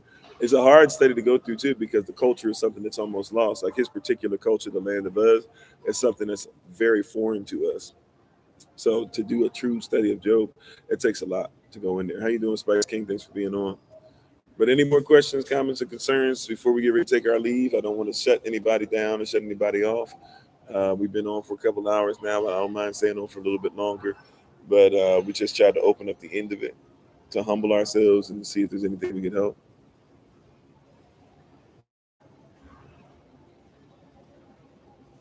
You said your people say wives instead of vibes for that. Yeah. Yeah, some people say Wav because they are into the double V instead of the V, but Vav came before double Vav. But that's usually like a thing of culture. But that's why I tell people I'm not here to argue over a lot of what is it, the dialects. It's really more of a dialect issue than it is an actual, real issue. Because some people when they write, they use punctuations. They even use those little curves on the bottom of the lines and stuff. Usually people that do the what sound, they'll do the curves on the bottom and stuff, and that's not really something that's original. But I get it. Like it's a way of being able to get to your culture, and a lot of us are trying to figure out, come heaven or high water, right, or whatever hell we got to go through to get to heaven and high water. A lot of us is trying to figure out how in the world are we going to make sure that we get back to who we are, the origin, right? So I get it on that level. I really do. That's why I don't. There's certain things that I don't, argue certain things. Like if we wanted to talk about it, we can have a discussion about it. But certain things, I'm just not going to lose. sleep over us arguing against each other. Do we ever go over the lost books? Yeah, we've done it. We do. We talk about the lost books quite often. you know, uh, and even the lost books. Like I think we have to make sure that we know culture because some of these things we call lost books. If you read them long enough, you'll be like, oh, that's not really ours. Like I would tell people, even in like reading the Book of Enoch. Book of Enoch is a dangerous book to go over if you're not aware of how culture works, because the Book of Enoch, the whole thing is not necessarily true.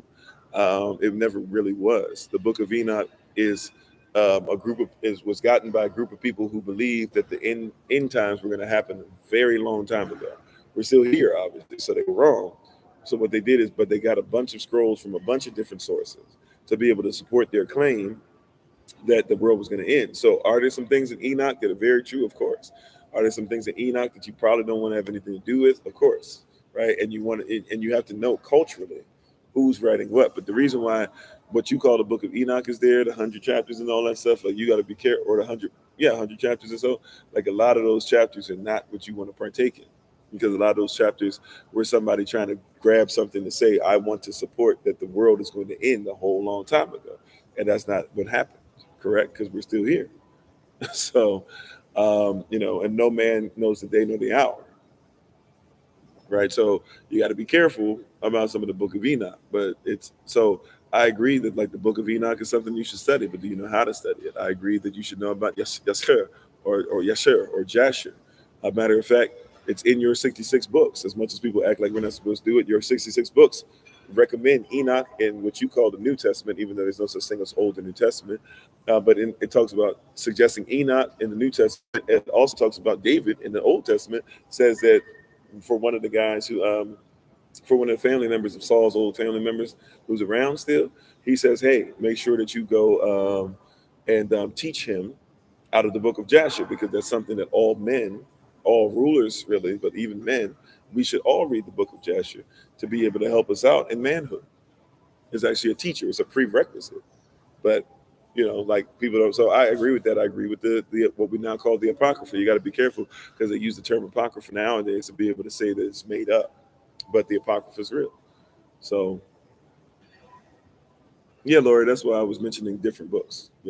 So like so the apocrypha. So like I said, I just mentioned the apocrypha. That would make it like more than just one book, right? That comes with a bunch of them, two Estridges, two Maccabees, etc.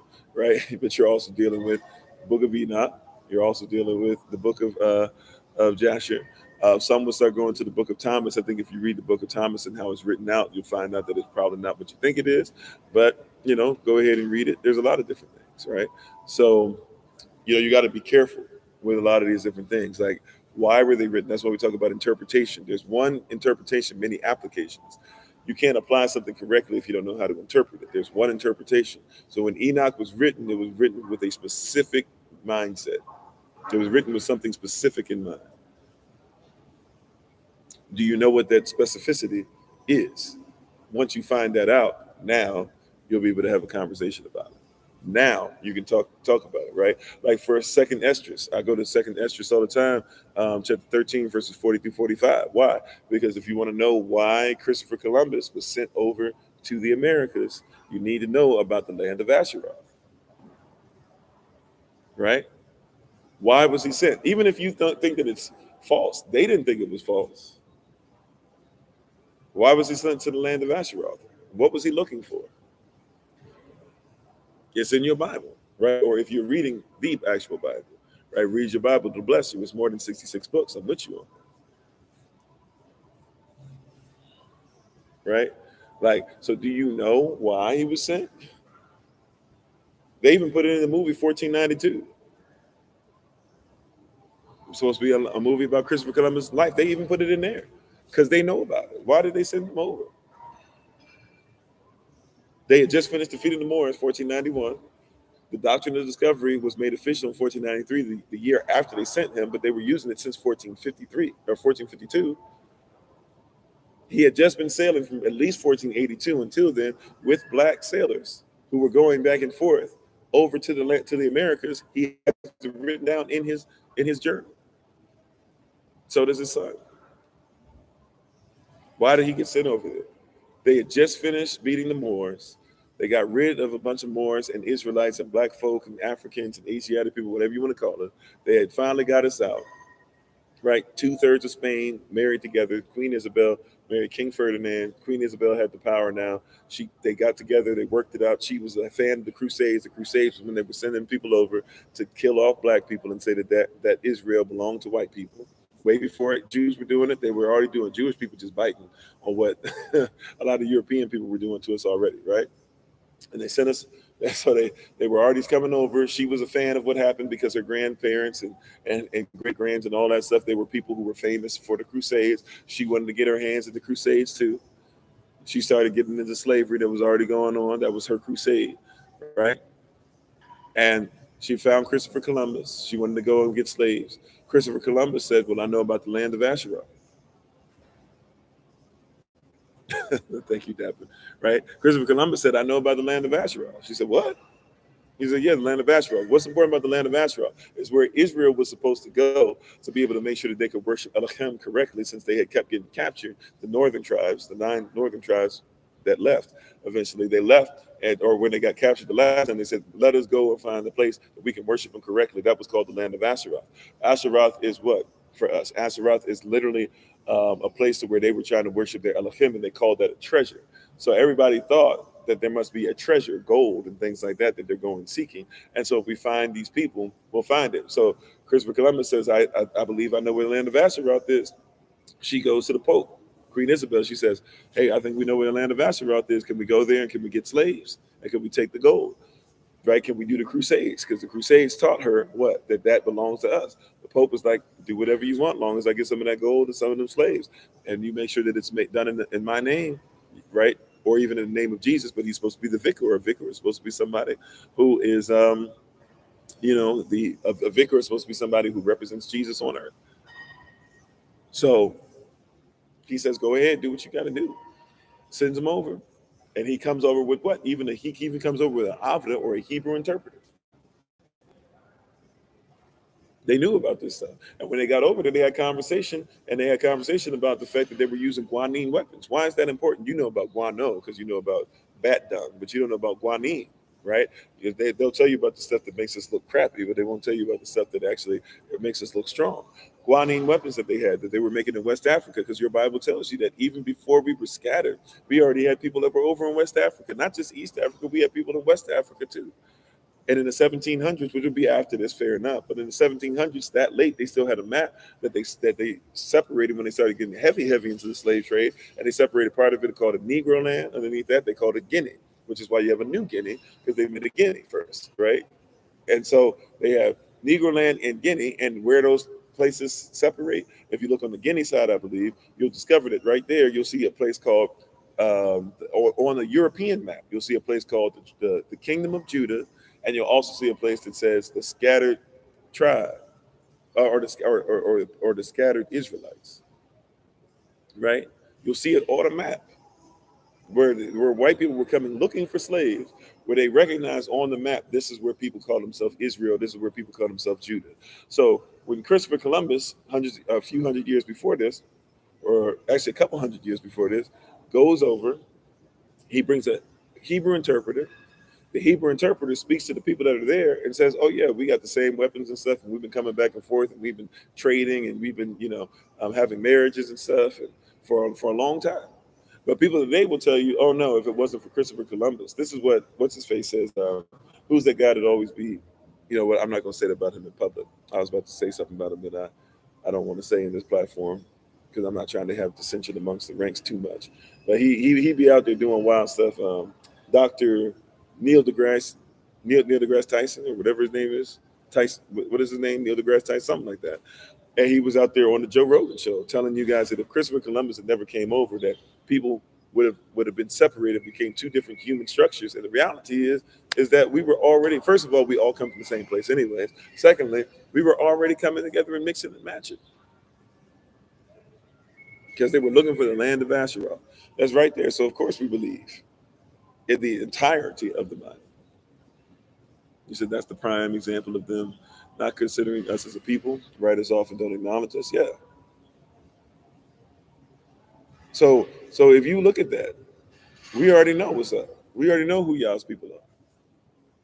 So why wouldn't I believe in that? If your enemy believed in it enough to use it to enslave you, why in the world would I not teach it as something that can free you? Once again, our love, our ways is the greatest weapon that you have against the enemy. You said are the ancient cultural practices still relevant in these times, or should we just apply the principles? I believe that you should. How do you apply a principle without a practice? I think that's one of the myths that's there. How do you apply a principle without applying the practice? You can't be a practitioner without a principle. You can't deal with the principle without the practice. In order to make sure that the principle, you have to change the principle, or you have to have a completely different principle if you're going to practice it. You can't be a practitioner without the principle, right? It's almost impossible. I'm trying to figure out ways to make it possible. In all honesty, maybe you can give me some, but you can't be a practitioner without the principle. The principle is what? The origin. So that's why for example, people are talking about racism. How do you talk about racism without comprehending that first race is a competition? So before race had to do with black or white, race had to do with we trying to just get as much as possible. So I don't think you can separate principle from practice. That's why doctors in Western medicine, they practice certain types of medicine. Why? Because they're going back to the Greco-Roman thing. They call them Greek names, they call them Latin names for a reason. Why is it that you think about it? The principle is coming from a Latin origin or a Greek origin, right? Why is it today that you still practice by saying that if something's going to be scientific, you're going to give it a Latin name? Because it's a principle. The principle is based on the origin, whoever came up with it in the first place.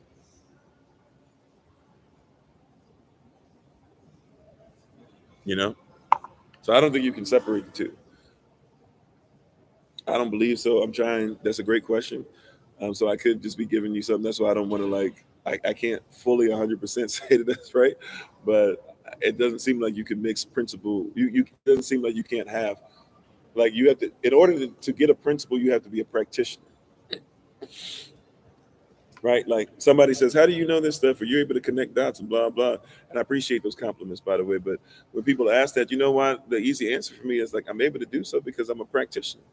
I live this every day. I don't just teach this, or I don't just come out of the Bible. A lot of people do that. That's one of the problems that we have. That's one of the reasons why we have a form of Elohim but deny the power thereof. That's one of the reasons why we swear up and down that we have a zeal, but we forget the zeal is not according to knowledge. These are two different verses that tell you that we have issues. That's why we have Balaam doctrine, doctrine legit that we're warned about in Revelation chapter 2, that says that we shouldn't be about doctrine that says that Israel and their practices and our ways should be thrown away with, or doctrine of Nicolaitan doctrine, which literally says Nikos, laity. There are lay folk that are supposed to be governed or ruled over by kings and queens. That's why you think that you're a lay person when you go into a church and they say the lay people. When they say the lay people, they're saying people who are supposed to be ruled, which is why y'all had that pastor saying that wild stuff, right? For those that are Christians, now y'all pastors be saying wild stuff like that guy just got in trouble for when he was talking about, I can tell that y'all lives are poor or whatever because of the way you treat me, because y'all didn't buy him whatever watch he said he wanted. Right? Y'all, I don't know if y'all heard that one yet or not. I had just heard it, and then Brother Thomas actually shared it with me again, and I was like, "Yeah, I just heard that for the first time."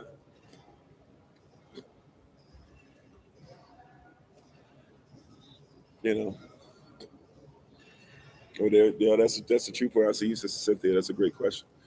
But we're about all these different things because he's not practicing what he preaches. He preaches something, but then he ain't practicing. Or maybe he is. Maybe he's always preaching. There was a Movado once. Yeah. Maybe he is practicing what he preaches. Maybe he's always preaching that people should just bow down under him, right? And be in that Nicolaitan doctrine. But we're warned about that twice in Revelation chapter 2 alone. Don't be in a doctrine that says that somebody's supposed to rule over you. That's why, once again, I, as an assembler, I, as a pastor, I am not supposed to be over people. I'm supposed to be over an environment. If you choose to submit to the mission of the environment, praise Yah. But don't submit to me because I ain't looking to be over you. Right? but I live what I do, right? So the reason why the origin or the principles, I can talk about them a little differently than others can, is simply because, like, I'm a practitioner. It's my practice.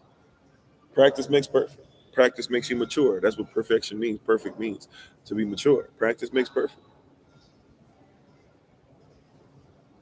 Yeah, even Nicolaitans doctrine even tries to eliminate, the old when it wants to only hold on to certain things. That's why people do New Testament, Old Testament. But you got to be a practitioner, right? You got to practice this stuff. One of the reasons why people feel alone or all in one is because we don't practice coming together as community. It used to be like even not that long ago, 50, 60 years ago, if black folk couldn't see black folk that look like them, no problem. Once a week, we gonna go somewhere we're gonna see other black folk. And when we see other black folk, just because, and I'm not trying to say you should do that and omit white people, but I'm just trying to get you culture line. Like, it used to be okay to go visit people that were like minded, right? It used to be okay that even if it was gonna have somebody lose their life, that white people and black people were gonna march together, marry with each other, do whatever, if that's what they wanted to do. It used to be that the Mexican community and the black community used to be like this because we're the same people. Now we look at each other as completely different. Used to be that people were going to be like this. It used to be that the Irish community and the black community were like this, and it was known. The Irish community and the Native community were like this, and it was known. Everybody knew about the Isle of Montserrat. We don't practice what we preach. So we feel alone. We don't come together. We don't even call. Like, we can call. We have each other's number, and if you don't have somebody's number, you can ask us for it. It used to be we practice what we preached. It's not good for man to be alone. Then don't be alone. Look for people that have the same belief system. So if I don't do the lamb for Passover but still apply the principles, or if I don't speak the language but still understand respect. Okay, well, I would come back to help you with that. If you don't do lamb on the Passover or whatever, there's certain principles that I mean, I guess you could say you could study it, but what's like, do you think, I don't know, do you think the person that practices it comprehends it better, even to the taste of the lamb, even to seeing that what it tastes like not seasoned, even to making sure that things are together? Because you're also, because like when you're doing that, you would have come from a different place too, even in your practice of it. Like, for example, your practice of it would be based off of this is something nice to do versus this is something that is telling us we're separating ourselves from putting Kemetic netures in the same place of Elacham. You and I already kind of, playfully, but, we kind of have banter that goes back and forth. You're not going to see that the same as I am, right? Like, because the blood that covers the doorpost, there's a spirit of death, but that spirit of death is kind of the nail in the coffin to say that all these other Kemetic netures, they don't equate, right? So, like, the eating of the lamb is something special. The eating of the lamb also is basically talking about a sacrifice. That's why some people go and they actually get the lamb sacrificed in front of them, even though it's horrific for some. They can't handle it. We were laughing with somebody who we met in Houston, and they were saying like they tried to take their family and everybody to try and get some lamb, and the lamb, there were a bunch of sheep in there at the same time, and the sheep were going crazy, and they were like, we can't do this. So they couldn't go ahead and watch it. But going through the practice is gonna be different than just being like, I know about the practice. you know so like so to say that I'm gonna just go through the practice, it's like going through. And once again, even the obedience is better than sacrifice. Means I'll give up a little bit. Like sacrifice, I'll do it once. And sacrifice, I'll sit down at the table. And sacrifice, I'll learn about it. But obedience means you got to go through the practice. So there are certain things that like I'm not obedient to, even though I'm part Kemetic. I'm not obedient to certain things that comes out of Kemetic theology or Kemetic lore. um, and I know the difference. I'm not trying to be, but I know the difference, right? So I would never act like I know certain things that other people know, because to know is to be intimate with. If you're not going to sit down and go through the practice, then you're not part of the origin. To know, to be aware of an origin is not to know an origin, right? To be aware of something is not to know it. To be aware that not all black people are evil, but then to still be on your Karen stuff when you don't get what you want. That's the difference between being aware and knowing. I don't know. I'm going to a different place now. You said your congregation sacrificed the lamb themselves. It tastes a little different. Yeah, because even the fresh sacrifice is different, right? I'm just saying, like we don't recognize these things. How you doing, Swisher on fire? So we're having a conversation about things that we're not intimate with. But yeah, you can't really, if you don't practice it, you're not really going to get the origin, right? The practitioner, right? The practitioner. You got to be a practicer. You said you have Old and New Testament. There's no such thing. Somebody wrote that in. You're a practitioner of somebody else's culture. When the Bible, or what we now call the Bible, when it was originally written, it didn't have any Old and New Testament. Somebody wrote that in later on. There's not one thing that's old in Yah's word. If Yah spoke it, right? Heaven and earth shall pass away, but my word shall remain forever. Except for that Old Testament over there. No such thing. Right? Matter of fact, if you look up in your King James versions and stuff like that, you'll see New Testament written in there in English a few times, but you'll never see Old Testament written in there because there was no such thing. Like they didn't have a word. Like nowadays they write in New Testament, but there was no such thing. Heaven and earth shall pass away, but my word will remain forever. Does that mean until we like certain things? That's what Nicolaitan doctrine is. That's why, like, if you don't know what Nicolaitan doctrine is, you're warned about it twice. Don't do it, right? That's why you have Alexandrian Bibles. People don't know there's two different types of Bibles floating around. You got Alexandrian Bibles floating around. What's an Alexandrian Bible? An Alexandrian Bible is written by people who didn't like certain parts, so they just threw it out. They said that's old. We don't like that. That's why if you get an NIV, that's an Alexandrian Bible. In the NIV, there's a bunch of verses that are just gone. Sometimes they put it in the footnote and they're honest about what it is, but a lot of them, they don't even tell you what it said. A lot of you don't have a Revelation 12, verse 18. You won't be able to understand Revelation 13:1 and see that really Revelation 13:1 is going back to Revelation chapter 10. If you don't recognize that Revelation chapter 12, verse 18 is important. But you got different Bibles floating around. Once again, like I like to say, read your Bible, it'll bless you. The problem is you don't even know what your Bible is. They removed a lot of references to feminine as well. Right. Matter of fact, in Hebrew, whenever you saw Navak Hakodasha, the Holy Spirit was always referred to as a she. But in your Bibles, because you've come from hyperlized versions of masculinity from other cultures, the Holy Spirit now is always a he. I'm not arguing whether it's male or female because people get into this weird argument as well. Is it male or is it female? Even in our own community, it doesn't mean the Holy Spirit's a girl. No, it's not a girl or a boy. It's not a male or a female. There's no male or female in heaven. So when you're talking about the Father, the Son, and the Holy Spirit, they're not male or female, but they are talked about as he or she because they can be masculine or feminine. Just like wisdom is feminine. The Holy Spirit is supposed to help you with wisdom, right? Will lead you to all truth. Why would she not be feminine? But when I say she for the Holy Spirit, a lot of people shut down, right? And it doesn't matter what version you even read of the Bible if you don't know the culture with it. That's the problem is you do not recognize the culture that goes along with it. And since you don't recognize culture, you don't recognize Bible. So when people come and talk about it, that's why Yeshua Mashiach himself came down and was here and started speaking culture. And people who were supposed to know the law greater than everybody else were the ones that said, string him up and crucify him. String him up, sorry. I'm talking about modern ways that they crucify you now on wood and curse you.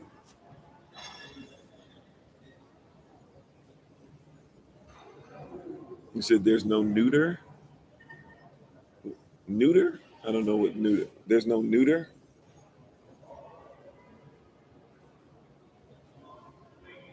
Yeah. Well, even gender. Gender is something different. Male and female is sex because marriage is sex, sex is marriage.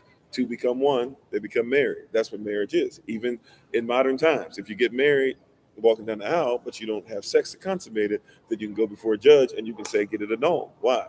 Because sex is marriage, marriage is sex. They don't count it if you guys haven't become one, right?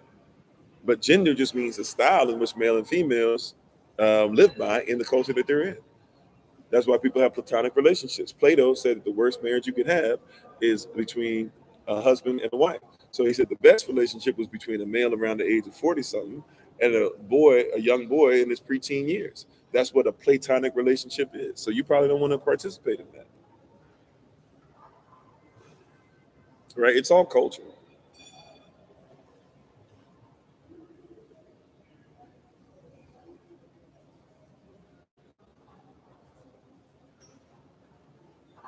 Or you think he meant gender? There's no gender? Okay. Well, gender just means style. Gender is not part of the culture. So gender is a different word. Gender, jancha, all these English words we're talking about, most of them weren't around when the Bible was written anyways. Remember, it's English, Anglo-ish. So Anglo-ish affected by a bunch of different Anglo-Saxon language and Anglos, really, who are people that got killed off mostly when their first king, who was from Normandy, right? William the Conqueror, who was known before that as William the Bastard. When he killed everybody off, half the people off, you started having issues with the language. And when he came and he became king, he was in Normandy. People of Normandy, they spoke en français, right? And most of those kings were French. Some of them were Scottish. Some of them were African. King James was black, right? Had African parents.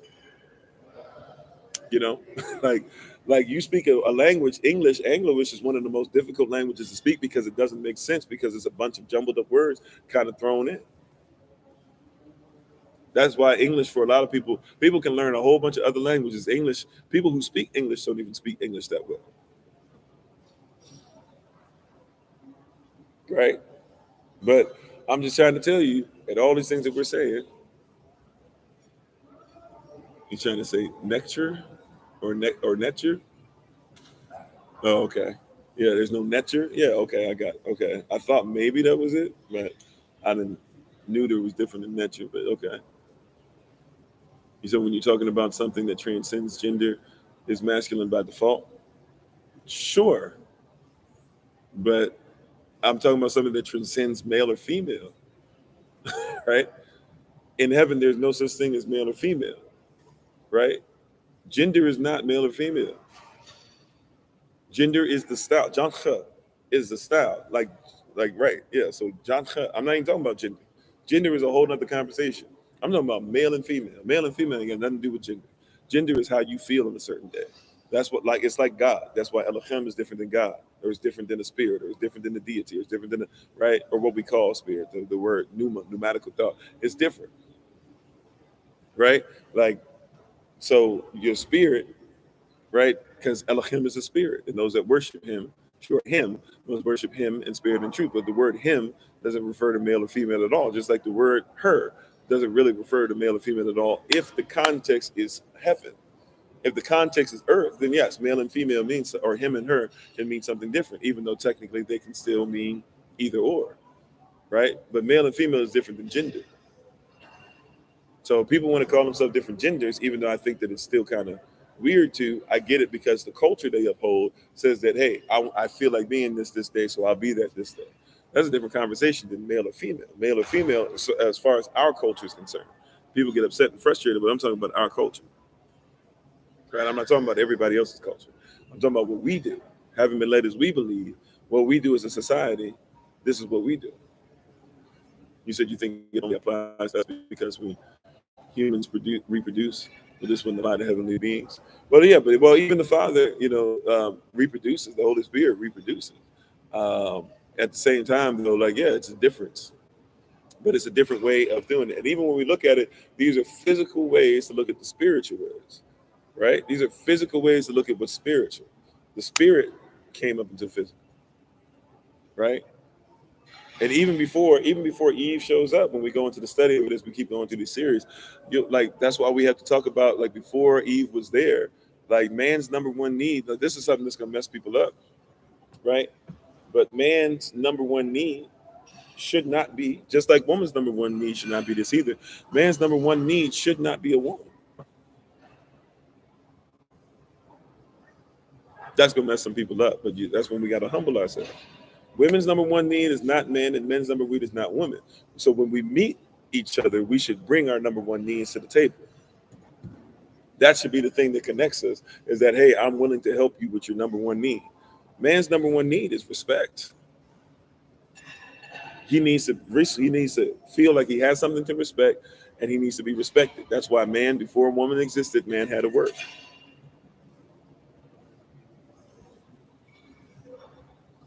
Before Eve showed up, did Adam have a commandment? Yeah. Before Eve showed up, did Adam have to dress the garden? Yeah. Before Eve showed up, did he have to name the animals? He had to work. He had to respect the Most High. He had to be respected by the Most High. He had to be respected by nature.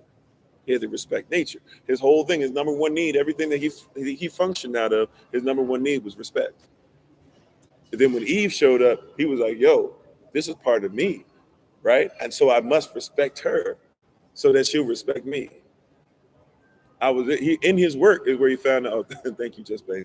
In his work is when he found out. Oh, yo, like I need her to respect me, and I need to respect her because she's part of me. And if I need respect, she needs to be respected. So I'm gonna secure her for this cause. That's why he said I'm gonna secure her for this cause, because I need to respect myself. So for this cause, hey, look, if mom and daddy y'all get out of control, I will leave y'all behind. I'll cleave to my wife. Don't disrespect her, because you disrespect her, you disrespect me. He declared that. The Most High didn't declare that. He declared that. You see that?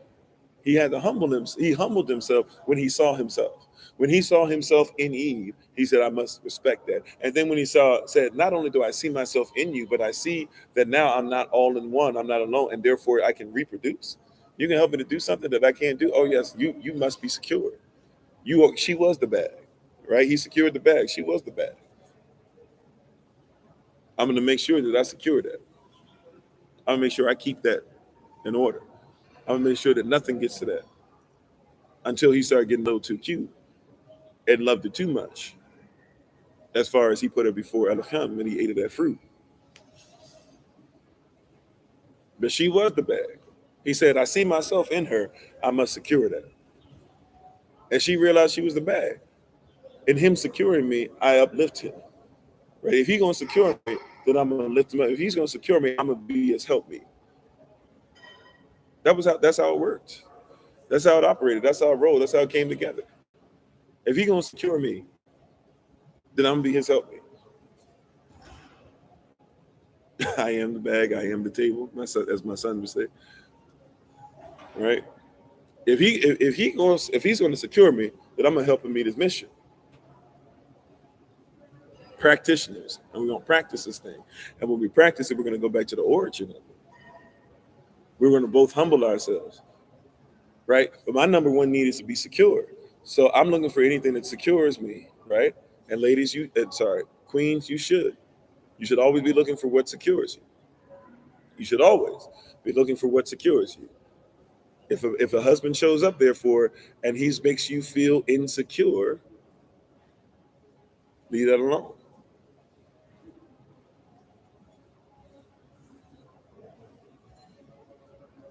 But if he's going to secure you, then you're going to have to respect him. That's the way it goes.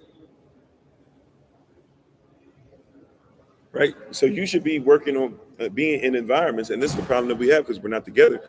We should have an environment set up that whether you have a husband or not, you as a woman always feel secure. You as a wife always feel secure. You as a mother always feel secure. And I did say as a wife because you can be a wife. You're supposed to be a wife before you get married.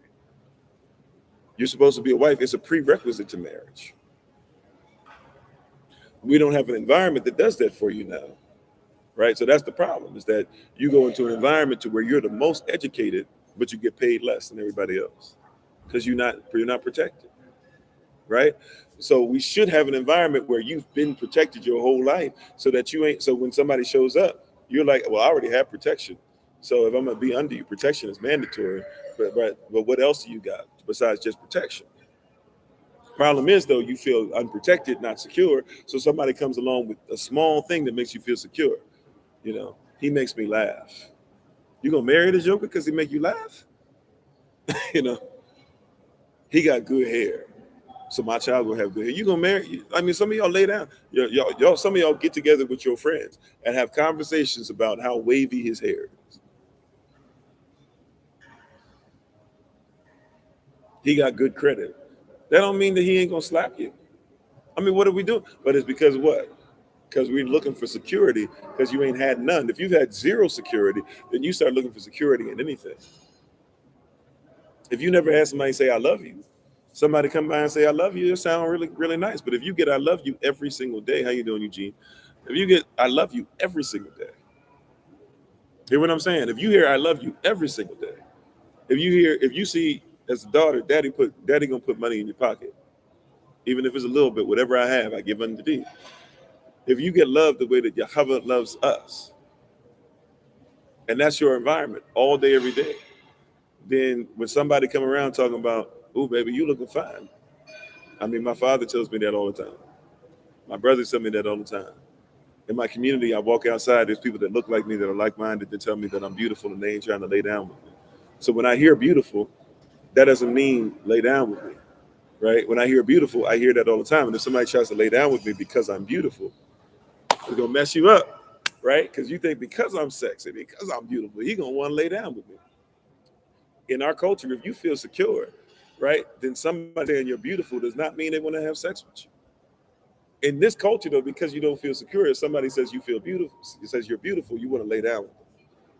In our culture, beautiful don't mean lay down with me because I hear it all the time. I hear I'm fearfully, wonderfully made. I hear that I'm grandiose. I hear that I've got curves in my hips. Matter of fact, we dance all the time. Go to Africa and you start doing some of these dances where the women are shaking their hips and doing different things like that or whatever. Like they do that in front of each other and they're not thinking about having sex with each other. But you in America and y'all start seeing somebody shaking them hips and doing it the same way. Brothers are trying to get all over it and sisters are doing it, hoping that somebody will go ahead and pay off a little something. And maybe if they got to go to a certain level, they might even put a little something on, right? It's a different culture. You're not in your culture. We are captivated by something else. We're still in the land of our captivity, right? And you're utilizing things that you ain't supposed to utilize. You're functioning in things you're not supposed to function in, right? Exactly. Just because you say you beautiful, that doesn't mean somebody should lay down with you. But somebody in the store, what's one of the first things that they say? They don't say, "Hey, I see a wife in you." First thing they say is, "Hey, what's up, beautiful?" And you go, you you know, you love the fact that he said you beautiful. But that's not that. What does that mean? You're beautiful. Yeah, you're beautiful, and like some of y'all, I consider a lot of y'all that are over here to be, even though I know we have age differences and stuff, but I consider a lot of y'all to be my spiritual daughters. Don't come to me talking about pastor. I met somebody, spiritual dad, pastor. I met somebody. I want you to prove for him. Well, what happened? What happened, baby? What happened, daughter? Oh, I was in the store and he told me I was beautiful. You, what you coming to me for? You want me to approve that? Well, I just want you to support us and what? You said, you said do the face again? Which one? I don't even know how to imitate. But I do something like, I don't know how to imitate it. But, but you all excited because he said you beautiful. In our environment, we should be telling you beautiful all the time to where you don't equate beautiful with sex. But the problem is you don't feel secure. So a man say you beautiful and you start thinking sexually. You said you might take it as disrespectful, depending on who says it. I mean, that's true too, but I'm just saying, right? You said men use beautiful because they don't hear it enough as they grow. I mean, that's true too, but I'm just saying, hey, beautiful, hey, sexy. Can I be honest with you? I've been in some places where y'all might call it ratchet or whatever around the nation. I've been in some places you might call ratchet, and I promise you, like, I've seen brothers just be like, yo, pink hat. They don't even say what's your name. Yo, yellow dress. And girls turn around and it's on. And I'm bewildered. Because I be seeing the, I be seeing the girl every day, and I thought, wow, she's really beautiful. How could I approach her? She even gave me the look. Is it okay to go ahead and come up? Because I was nerd. I ain't had no game. I had no flavor, right? Because at least well, you know what? I turns out I did have flavor. I did have game, but I was told to treat a woman with respect was not game, and to be disrespectful was game. So, I did actually have. Now it turns out, that I'm married and I have a wife. That I'm very great, and when it comes to the way to treat a wife and treat a woman, right? But I'm telling you, like, I've seen some wild stuff, but people, it's because you don't feel secure. But guess what? Your husband don't feel respected. Yeah, we just want to be chosen, but chosen for what? Right? Right? Okay, I hear you. Right? But peep game. I I realize, like with a bunch of husbands, people don't realize that there's a bunch of young boys that sleep with girls, or a bunch of boys that are messed with grown women, or a bunch of men that are trying to be faithful or trying to be in a relationship or whatever, and they end up messing up. You know why? Because somebody gives them respect. What if you gave young boys respect so much? See, in our culture, we don't do that. We actually disrespect them. We tell them that they're man of the house and stuff like that. Like, you ain't no man of the house. You ain't the husband, and you ain't even old enough, and you ain't even been training. But we'll tell them stuff that's disrespectful, or we'll allow them to do things that they're not supposed to do. We allow boys to be out here. Where you male or female? Were you a father and mother? Fathers and mothers be letting their boys out here do wild stuff comparison to what they let their daughters do. And so boys be out there putting their stuff in just about anything, right? Men, right? But nobody ever respected us enough to tell us certain things. And then they get to be a certain age. You want to know why? Single mamas, but mamas and daddies too. Single mamas, though, this happens a lot. Your sons get to a certain age and it seems like they start being disrespectful. I'm not saying this is always the case, but this happens a lot. You want to know why it is?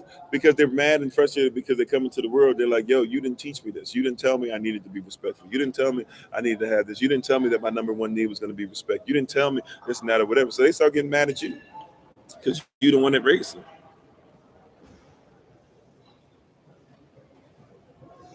Right? And so in the world we're in, these boys, they don't get respect. And especially when they become men. See, here's one of the things. Boys get more respect than men. Y'all want to hear that, but that's real talk. That's why a lot of these men out here, when they become men, they out here listening to people that disrespect you and saying that we should start disrespecting our sisters. You know why?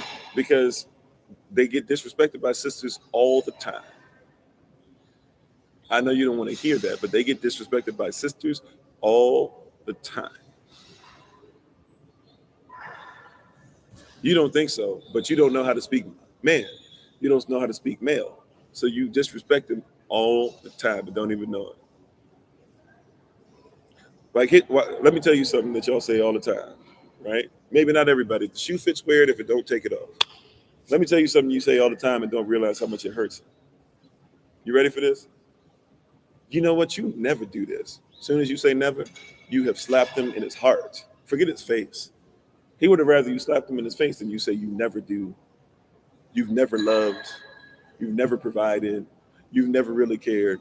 Now, in your language, when you're saying this, I feel like you might as well have never done it because you don't do it now. That's what you mean. But the way that he speaks, if I come to a dude and I be like, bro, you ain't never been on my level. That's one of the most like we got to fight. Like we've got to fight. But you will say that and not even think about it. Or you just like your daddy. Especially if his daddy did something wrong, like if his dad wasn't in his life or this and that, and he's been sacrificing to make sure that he gives things like that. Like he's been sacrificing to give and to work and to do all that stuff. And then you say you just like your daddy, his daddy wasn't in his life. Oh, like I've got to go. Like for a lot of guys, like if I'm not gone for a week or so, I've got to go at least for the day. Because you don't what? You don't respect me. Now, the deal is that when he was a boy, women respected him. It would never say something like that. Well, some mothers say stuff like that to their boys. You just like your daddy ain't gonna do whatever. So you already disrespect him off top. But when he was a little boy, if you want ice cream, get ice cream. But he was spoiled. He was mama's little boy. And even other mamas, right? Because all y'all are mamas. So other mamas would come up and be like, oh, yeah, let's make sure that you had this. You so cute. Look at you in this. We have our dance and you all be supporting us in our dances and stuff, even though we couldn't dance. But you'd be like, hey, boy, dance just like Michael Jackson. I mean, always lifting us up, always lifting us up. But then he got in a relationship. Yeah, they do it with girls too. I'm talking about boys now, though. But yeah, because we just talked about the girls. But yeah, you're right. But when it comes to the relationship, he gets in the relationship and he's like, wait a minute, the relationship, I don't get none of that. Like, I'd be okay if I don't get all of that. But can I get some? Can I get a little bit of it?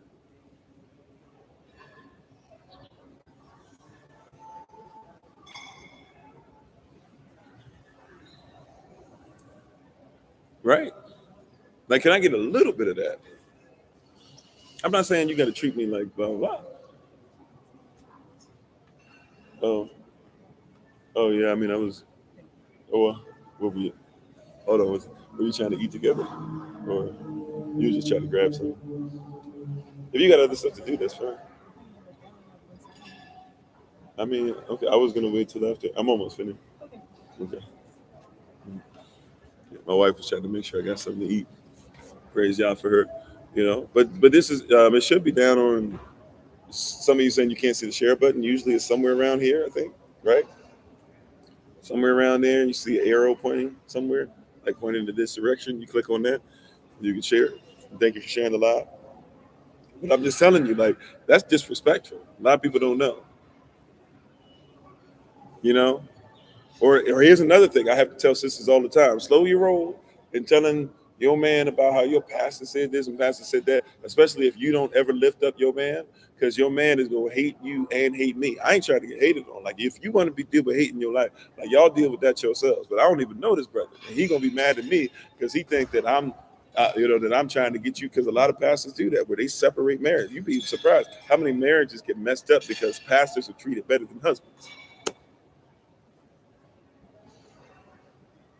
Oh, it's up top right hand side. Okay, maybe I don't know.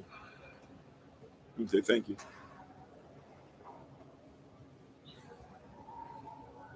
You know, so some mothers overcome and say due to guilt of raising without a father. I mean, there can be a lot of things, but I'm just telling you, respect and security, right? And watch this. It's a Willie Lynch tactic, right? Willie Lynch said, like, the mother who's by herself, she's gonna feel insecure. She's gonna feel like she can't do things. She's going to be in a frozen state of fear, and she's going to revert. And she's going to, because there's no husband, there's no man that's supposed to be protected. He said that they reversed our roles. He said they reversed our nature.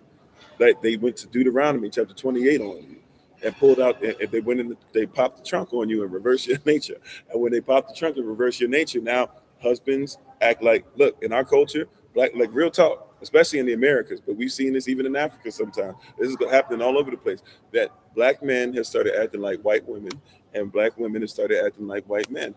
Are we trying to figure out how we can't come together?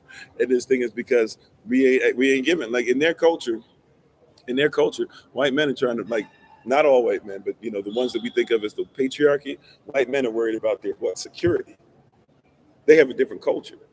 They worried about what can I do to make sure that I'm secure and my babies are secure and stuff. But I'm trying to make sure I'm secure, right? That's what white men looking for, security, right?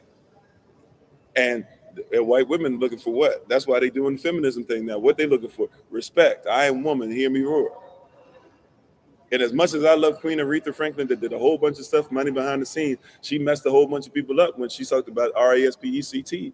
Because guess what? I get it. Every woman should feel respect. It's part of what you need, but that ain't your number one need. Says your number one need is security. Because when you feel secure, that's your respect. And when I feel secure, or when I feel respected, that's what makes me feel secure. That's what makes us feel loved. Now, there are love languages as far as individuals, but I'm talking about as far as male and female love language. What makes a male feel loved is when I feel like you respect me. When you'll listen to me, I feel loved. A woman never has to say. Now, the Bible does talk about women loving husbands, as much as people try to act like that doesn't exist. That's in Titus chapter 2.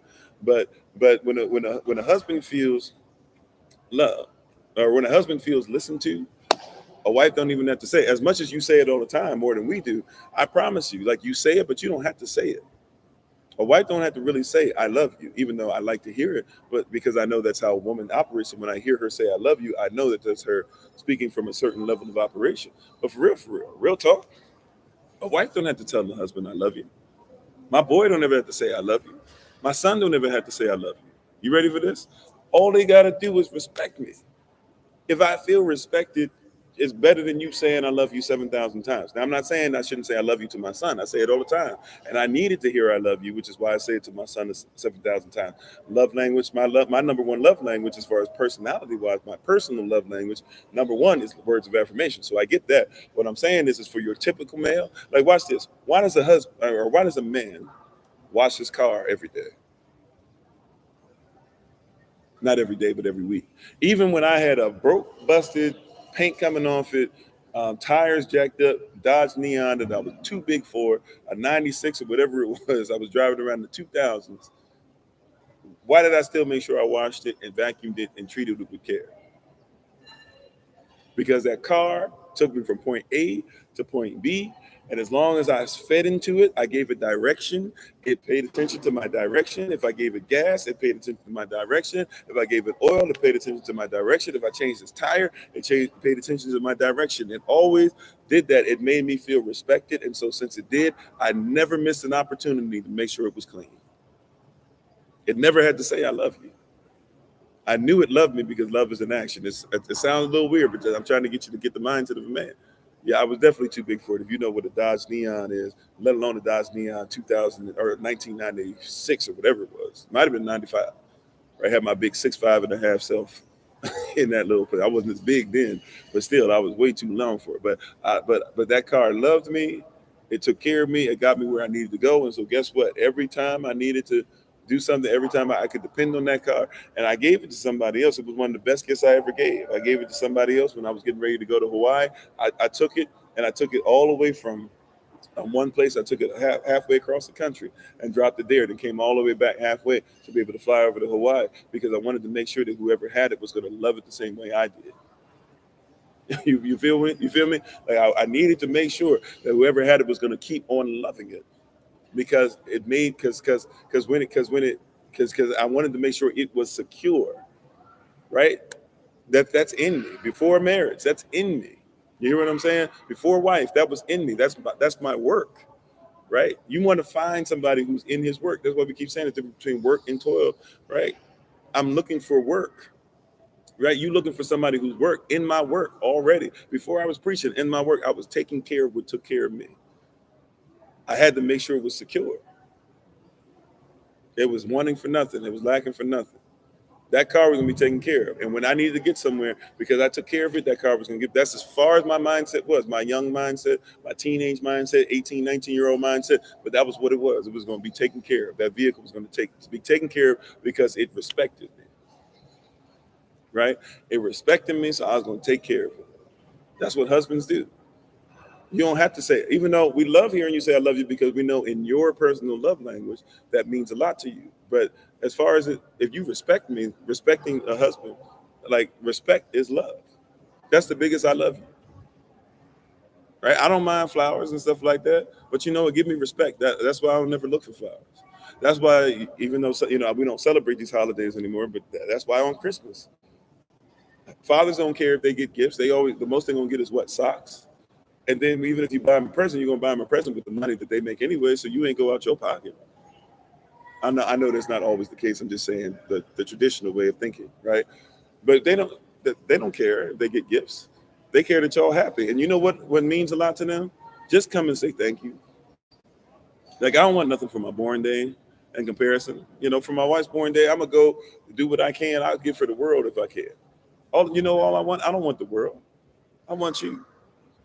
And I'm sorry, I hope this isn't TMI, but for real, because I love my wife and I love everything about her. Like, give me a day or two with you where can't nobody contact us and we're gonna be in a hotel room. That's all I need. Like, real talk. Like, I don't need all the other stuff. I don't need the extra stuff. You ain't got to do all that. You ain't got to buy. If you want to, that's fine. That's why brothers, look, here's a secret, sisters. Here's a secret. You ready? Like, it's nice that the Victoria's Secret thing and all that stuff is cool or whatever. I ain't tripping on none of that. Like, look, bring you. Come into the room. Like men are bears. That's why every man has a man cave. We bears. And every once in a while we want to hibernate. And if we gonna hibernate and stuff, you let me hibernate in there long enough and you respect it or whatever, when I come out of there, I'm gonna tell you, come on in the cave and we gonna do this thing for a minute. It ain't that complicated. We're not that complicated. Respect us, make us feel respected. I promise you, we're gonna do everything we can to feel secure. And when we bring you in the cave, we're gonna make sure you feel secure because we're gonna make sure that you get the stuff that you want to too when you're in the bedroom. A lot of men that don't give you stuff that's in the bedroom sometimes because they don't feel respected. So why would they make you feel secure in the bedroom? It's a two. I know we're adults. I don't know how many children are listening, but I'm just saying, like, this is some simple stuff. And I'm trying to give you the game, right? Humble yourself. And come back to what we were talking about earlier. Humble yourself. Humble yourself. Why is your wife? Why is watch this? Why is a woman gonna feel secure? A woman that feels secure and feels protected. She's somebody that, watch this. The Bible tells us about it. Proverbs chapter 1, verse 8, right? That the husband or the father, he gives instruction, but the wife or the mother, she does what? She lays down the law.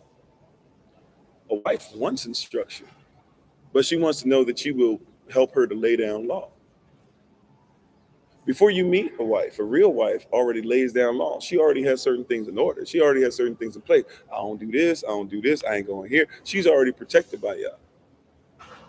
You said, so if the bedroom wasn't the issue, but the other side of security was missing, do you stay or go? I'm not sure. You talking about the other side of security. You talking about somebody making money?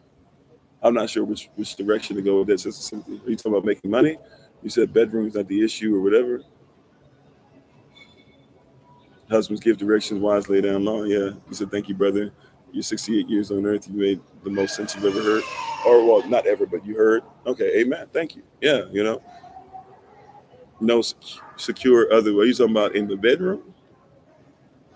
I'm missing it. I'm sorry, sis. I'm trying to catch it. I'm having one of those moments, you know. But a woman who feels secure already, she's already secure before you show up. One of the worst things you can do as a husband, and please try to make sure I get it right, Sister Cynthia. I'm just not getting it right. But you know, secure like a woman is already feeling secure or should already feel secure. That's key, right? But if a wife is secure, if you meet with somebody, she's a wife, she got her job, she got this and that or whatever. Like if she chooses you, she should be choosing up, not choosing up from another man. She should be choosing up from herself. Like I already got myself in order. I'm already doing this. I'm already living. Even if she living with her father's house, her father gonna make sure she's secure. So you got to step up. You got to do something that's going to show me that I'm not stepping down. And a lot of sisters. I'm not saying that you can't step down in faith and you can't do it. I'm just saying like he got to give something to where you stepping up. The bedroom was fine, financially was okay, but insecure behavior caused insecure reactions. Oh well, yeah, insecure behaviors. And really the insecurity comes from watch this. So I talked about respect. Doesn't feel respected, but also remember I said that men love to give direction. We just talked about that Proverbs chapter 1, verse 8. He he is directionless and he needs to give you direction. And I don't know, you put this out in public, so I'm gonna just go ahead and put it out there, right? I won't go all the way out, but I'll put some of it out since you put it out in public a couple times. You're dealing with somebody who's younger, right? So in dealing with somebody who's younger, you got to realize that you are on a certain plane. You're on a certain level as far as you've gone through experiences, you've learned some stuff, you've grown a lot. And so you come with a certain price tag, right? So you come with a certain price tag, like you come with a certain value. And and even if in the beginning of your relationship you didn't realize what it is, you're definitely coming to a realization of who you are, what you deserve, how things work, how your family works, da da da da, right? So you need, if since you have a certain value, you ain't just taking direction from just anybody, and you just ain't taking any kind of direction. Ain't nothing wrong with that. Like my wife and I, are separated by 2 years, or 2 years and a month and a half or something like that. And so, like we're separated by a couple years, and with that she's a little older than I. We're pretty much the same, almost the same graduating class though, because I graduated a little early. She was in '99. I graduated in 2000, so we're kind of so we're pretty much same generation, right? Um, but you got to be in position. You got to realize that, like, so you're dealing with somebody who might not be in a position to give direction that's necessary. But if you're going to hang in there, which you have, and you have every right to, and I would hope that you would, if y'all have, you're married, basically, you're having sex, you're married. So if you are in that position already, your goal has to be, hey, okay, look, at some point I need direction. What can I do to be a helpmeet to help you in that? If you're going to go ahead and do that, like, that's the position you're in. If that's the position you're taking, if you're going to stay, I'm not going to tell you to stay or go. That's between you and Yah, right? All I can tell you is certain things that I know are not, unless he's putting his hands on you or something, then that's something different. But that's between you, Yah, and him. But if you're going to talk about those things, then yeah, like if you're going to deal with somebody younger, maybe he can't give direction that you need right now. And maybe that's a problem. You're going to have to pray for that. You're going to have to deal with that. Like, here's one of the things, and sisters, y'all tell me if I'm wrong, right? Here's one of the things, if we were just keep it 100, okay? Yeah, husband has a mission. We can't multiply anything. So we have a mission and we give directives, but the wives are going to help us to multiply. And husbands can multiply, but it's going to be the wife who does the heavy lifting of the multiplying, right? Because that's what you're designed to do. So we multiply to be able to give seed or give direction. You take direction and seed and you multiply it into manifestation, right?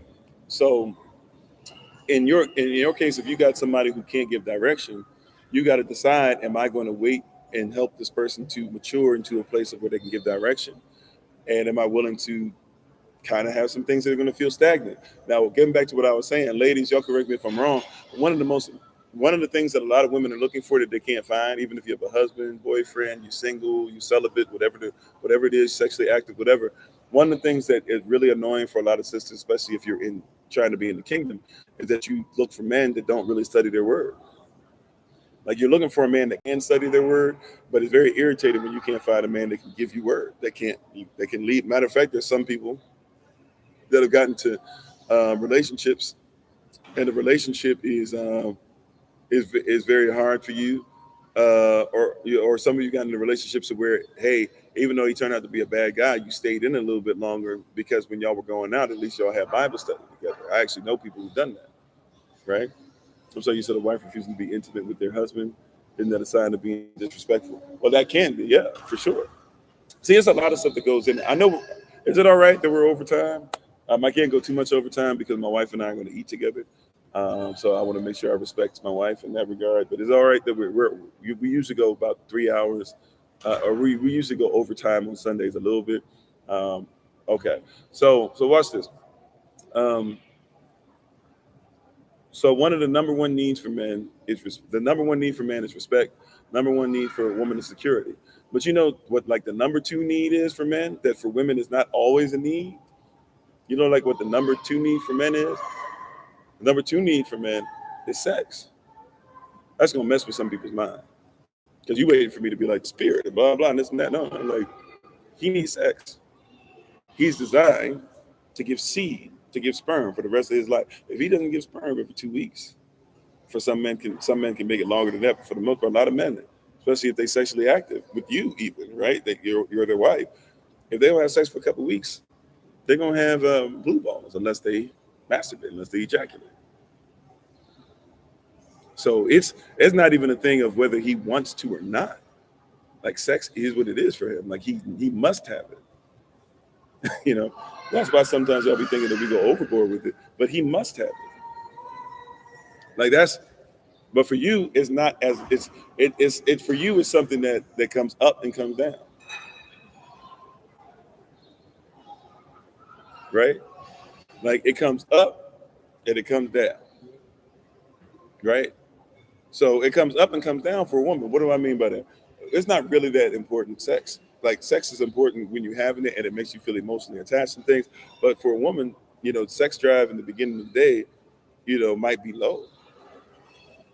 Might be like, hey, I just love being around you. This, I just want hug, I want kisses, I want cuddle, right? Like for a man, he'll have sex with you, and if he's not aware of this, hear what I'm saying, right? Well, you said not your wife. Well, that's great. You're in a different place, right? And and this is not. But I'm just saying. So that means you probably have some things that are going on. I bet you take care of your wife and you honor her, respect her, and do some of the things. But hear what I'm saying. Sex with her vacillates, right? So and there are exceptions to every rule, but check it out. And y'all tell me, right? Y'all tell me if I'm over or wrong, right? I know there's not everybody is the same, but what happens is like you can cuddle, you can work, you can kiss, you can do all those things. Those are things that are working you up for sex, right? Yeah, ultimately it shouldn't be an issue. You're right, but it becomes an issue because we don't think about it. We don't think about the other body in the relationship. So in my relationship with my wife, sex starts with, you know, did I kiss you? Did I say grand rising? Did I tell you you're the most beautiful woman? Did I start off with bonjour, je suis contente de voir ça va, which is something that I could say to anybody else that I meet, but I only say to her because it's her thing that she gets. Do I make sure that I call her during the day to say, hey, man, I'm just letting you know, even though we're not around each other, I love you, I appreciate you, you know?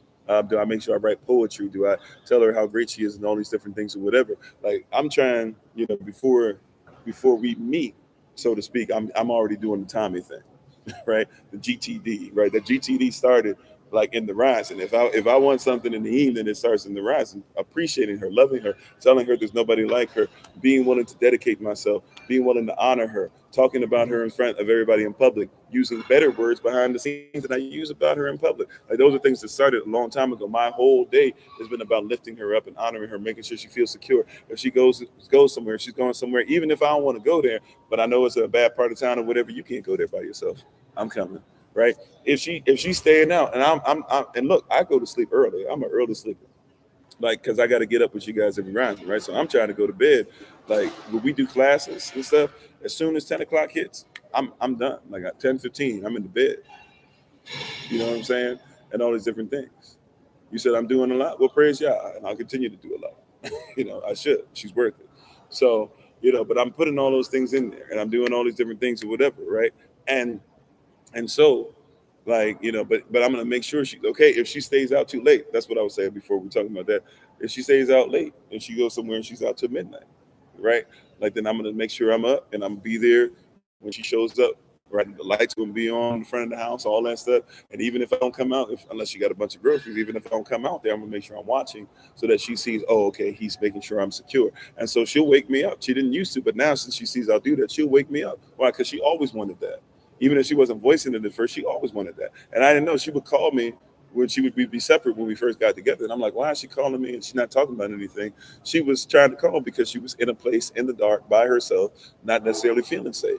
So she would call me to make sure that she felt safety. She felt secure hearing my voice, right? And so all those things led up to the sex. Like, so now she's in the mood because the GTD and the wetness, even if you will, that started before I touched her or before we even saw each other at the end of the day. So those feel like you do a lot, probably don't do enough. Praise Yahweh for honoring covenant. Yeah, well, oh, okay, amen. I don't know, Prince may or may not do a lot or whatever, his wife might not need all that, she might not care. But I'm telling you, like the average woman, so we praise Yah. I won't even say the average woman, no such thing. But the queen, most queens that are out here, number one need is gonna be security. And it's the security that leads to her figuring out how important sex is that day. Right? Yeah, it was mental stimulation before physical one. It was foreplay. See, foreplay for a man, we know what that is. That's pretty simple for a man, right? Friction, right? Like foreplay for a man, friction. Sorry to be, we're talking to adults. If the children are listening and they're too young, or you feel if they're teenagers, you probably should have them listening anyways because they probably already learned some of this stuff. But foreplay for a man, pretty simple, right? Like, yo, brush up on me. I ain't really trying to have you, but touch one area and I'm ready to go, right? And you touch it enough, I promise you, I'm gonna make sure I touch you up too, right? Foreplay for a woman, it started from when we woke up, right? But just how you're designed, it's how you're created. Amen. Yeah, amen. You're right. You're right, Minister Tamer. So I'm just saying, right? Like foreplay for so if your wife doesn't ever need anything or whatever, like maybe that's great, right? She might, as she becomes more mature, she might start looking for some of those things. You never know. But if she doesn't ever need those things, that's great. That's awesome that you don't have to go and do those things. Hopefully you'll do them even if she doesn't need. Because even we talked about this, the word care, whether you're talking about the Hebrew or the Greek, when you look at the word care literally means that I study somebody and then I see what their needs are. And before they even ask for them, I'm prepared to give them. That's actually what caring for somebody means. And in the Hebrew and the Greek connotation, it means the same thing. That before that I study somebody, I realize what they need. Before they even realize they need it and ask for it, I'm already prepared to give it. If not outright, I've already given it. Think about the security in that. Because we're supposed to love our wives the way that Yahshua loved the assembly, correct? Ahaba, that of the word, or that ancient Hebrew word, ahaba, the action that you give, right? So imagine if your wife felt so secure that every time before she even thinks about asking for something, you already provide. Like if your wife like to go shopping before she already thinks about it, hey babe, you know what? I set aside $250 this month for you to be able to go to your favorite store. And then I set aside another 40 for you to get your, to get the basic. I couldn't get both of them done, but the next month I'll pay, the $80 for both. But at least you can get the basic nail treatment, the manicure and the pedicure. You can at least get basics for $20. I'm sorry, but at least you're not gonna be out here doing like think about that. Like if you prepared today, you know what? Woke up and she woke up to flower. Like I'm telling you, like think about what's gonna happen, even if in that part of your relationship. If she woke up to flowers, right? Woke up to cars already clean. Woke up to her clothes were already picked out and were ironed and different things like that. You already had said, hey, we're gonna go out. I know you like to. I don't know. Go out to the club and stuff. So we're gonna go out and club together. Don't worry about doing it with your girls. Today it's going to be just us, right? Like, but those are things that are maturing. And if you don't see the need, how attentive is he to me? Yeah, that's real, right?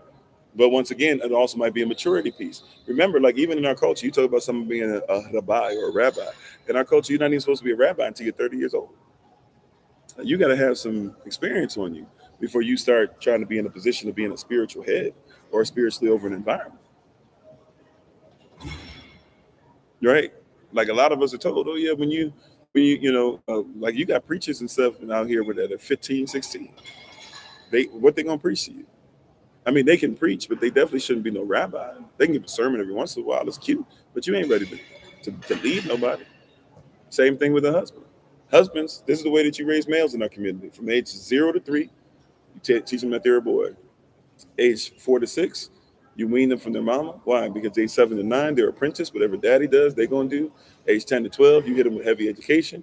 Age 13 to 15, you teach them what it is to be an adult male. Age 16 to 18, you're gonna teach them what it is to be a husband. Age 19 to 21, you're going to teach them what it is to be a father. Then I'm going to give you your inheritance. Then you go out there, you build wealth, you get in your work. And when you find your wife, you bring her here so we can see if she's qualified, and we can see if you're qualified for her. We're going to take you over her house, her parents' house, and we're going to see if they're qualified as well, or if you're qualified to meet their expectations. And then she's going to prepare herself for you personally, while you're going to go and you're going to prepare a mansion. What's a mansion? I got some land and I got a home and things, and you're going to put an add-on to my land. That's what a mansion is. You're going to add on to my property. You're going to add on to our wealth. And I'm going to be the one. That's why nobody knows the day or the hour but the father, because the father of the son, I'm supposed to look over my son and look at what he's building and be like, oh, no, she's going to need a bigger kitchen than that, son. Oh, no, I plan on having a bunch of grandchildren. You need to make sure that they got a place to play outside. Oh, no, son, you know what? I'm going to need you to make sure that her bedroom going to be bigger, because I need her to have a California king, not just a king. I need y'all to do whatever. If y'all going to give me some stuff and y'all going to relax and y'all going to give me some grandchildren, y'all going to have some place to work. You know what I'm saying? Like, I'm going to talk about those things to my son, and I'm going to be training him on what it is to take care of his wife in the building process of the house. Once he finally finishes building the house, now I'm telling him when he's finished building it, and then I say, now go get your wife. And she's supposed to be making sure she got her oil together so that when he comes back, she got her oil lit. She's supposed to be making sure she got herself prepared and pure. So when she comes back, he's coming back into somebody that's been studying him as he's been building for her. And therefore she won't have a spot or wrinkle as she comes, or a blemish as she comes into this new place. And he'll come into a place that can honor her, not having a spot, a wrinkle, or a blemish. That's culture. That's culture, right? But we ain't taught that. She's supposed to be a wife already. I'm supposed to be a husband already. And then when we meet, see, we used to get the paperwork done. It used to get done when you were affianced, when you got a fiance. That's when you did the paperwork. Now you do the paperwork after y'all walk down the aisle.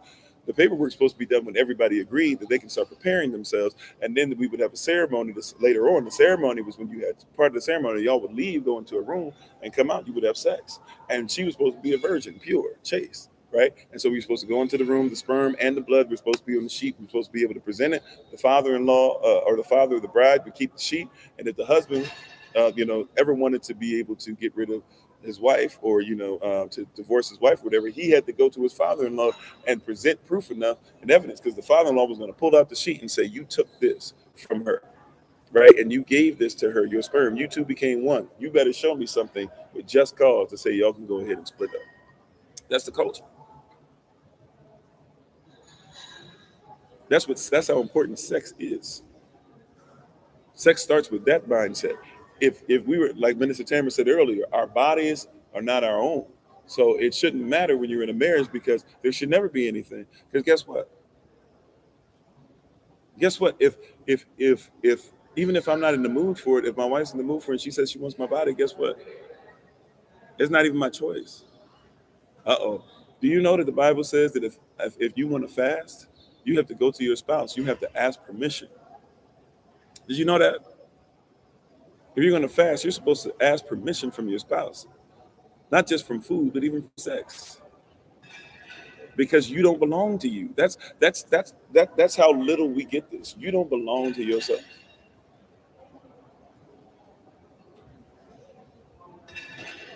I'm just telling you, you don't belong to yourself. How you gonna make marriage work and you think you belong to you? You said you can see how the world is trying to copy this, but made it materialistic and without qualification. Yeah, you don't belong to you no more. Stop talking about you belong to yourself, or your time is yours. I ain't had time since I've been married. I don't mean that literally, but hopefully y'all get figuratively what I'm saying. Everything that I do when I'm by myself is to better myself and my wife. I don't belong to me no more. Right? When I speak to y'all, when I've been speaking to y'all this whole time, you said, does this apply if your wife doesn't believe the same as you? As long as her believing the same as you doesn't mean that she's asking you to go outside of the will of Yah. Like I was in a relationship with my wife now, who we didn't believe the same thing when we got together. And I definitely have gotten better at applying what I've learned since then. You know, you still have, that's still my wife. And it said, but the Bible says something that's very great. It says it's going to be by your behavior that the unbelieving spouse is going to come into who they're supposed to be. But yeah, when you get into marriage, if you're gonna open up your legs to somebody, or you're gonna give them the life out of you, because that's what you're doing. As a male, you're giving life, or as a female, you're accepting life. As a male, remember we talked about earlier in this yam, this third period of time, you have the earth and the seed, the feminine and the masculine both together, right? You are creating earth when you come together. He has the seed and he's planted it in the earth. You are creating, you're creating herb yielding seed that will continue to bless this masculine and feminine principle eternally. Like eternally, we should be able to keep giving birth. Technically, right? Had there been no sin, technically, that's what would have happened. You know. So when you sit up there, you said all wives go to your husband and tell him, do what you do. Do you mind? Well, okay. Can I? All right. Look, I'm a pastor. Whatever. I know some people don't want to hear this from a pastor, but let's keep it 100. You know what the sexiest thing you could ever tell your husband? And you know what will make your husband work harder for you than anything else, brothers? I'm about to tell a secret. I'm sorry. I probably shouldn't tell this because now, they might, but you might get what you want out of this. I don't know. You know, one of the sexiest things you hear from your wife, baby, you can do whatever you want. It doesn't even mean I'm going to do whatever. I'm just saying, though. You tell your husband, baby, you can do whatever you want. You think he ain't gonna clean and cook and do whatever from that point on? Because he gonna want to hear that several times in his life. You know, there are men that have never heard that phrase. That like, I'm about to tell a secret for real, for real. There are brothers, like I talk to too many brothers or too many sisters for me to not let this out. Like, do you know that there are brothers that have been waiting their whole life to just hear their wife say, "You can do whatever you want, whatever you like, coming to a man." I'm telling you, there are men that have been waiting their whole lives just to hear their wife say, "Shoot, baby, you do whatever you want." Like for real?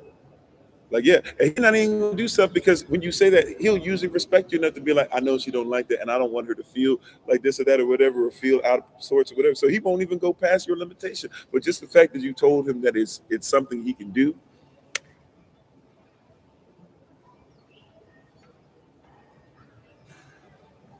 I'm just telling you. I'm just trying to give you some game. Just the fact that he is aware he could do is enough. That's how much of a need it is for him. That's why y'all be sitting there like, man, he's a man of God and this and that and all. Like he want to be doing, he freaky and this and that. Yeah, because he's a man. Forget the of God part. He's a man. Every man has some needs. How you doing, Tracy? Every brother got some needs, right? That's how he's designed.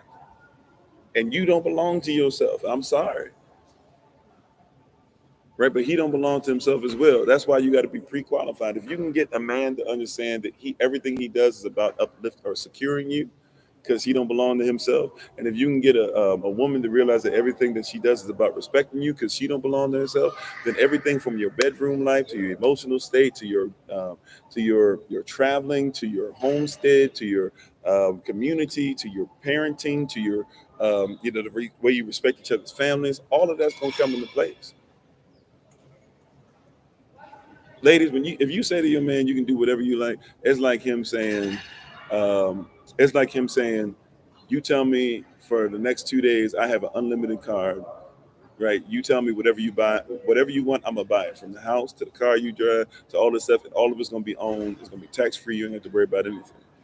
Like if a man can show up to you and just be like, "You, here's a blank check. If you want to buy an island, whatever, you tell me whatever it is that you want, and I'll get it." When you tell a man do whatever you want, you saying the same thing, right? Like you speaking his language. You said that's the problem. Unfortunately, not making each other is yeah. We're not qualified before we get together. But that's what that equates to. I told you, men, as much as men get material, you know why men get a lot of materials? Women get materials for different reasons than men. Women get materials because they're trying to feel secure. Men are trying to get materials because they find it to be respectful, and they know that women respect materials sometimes more than they respect men.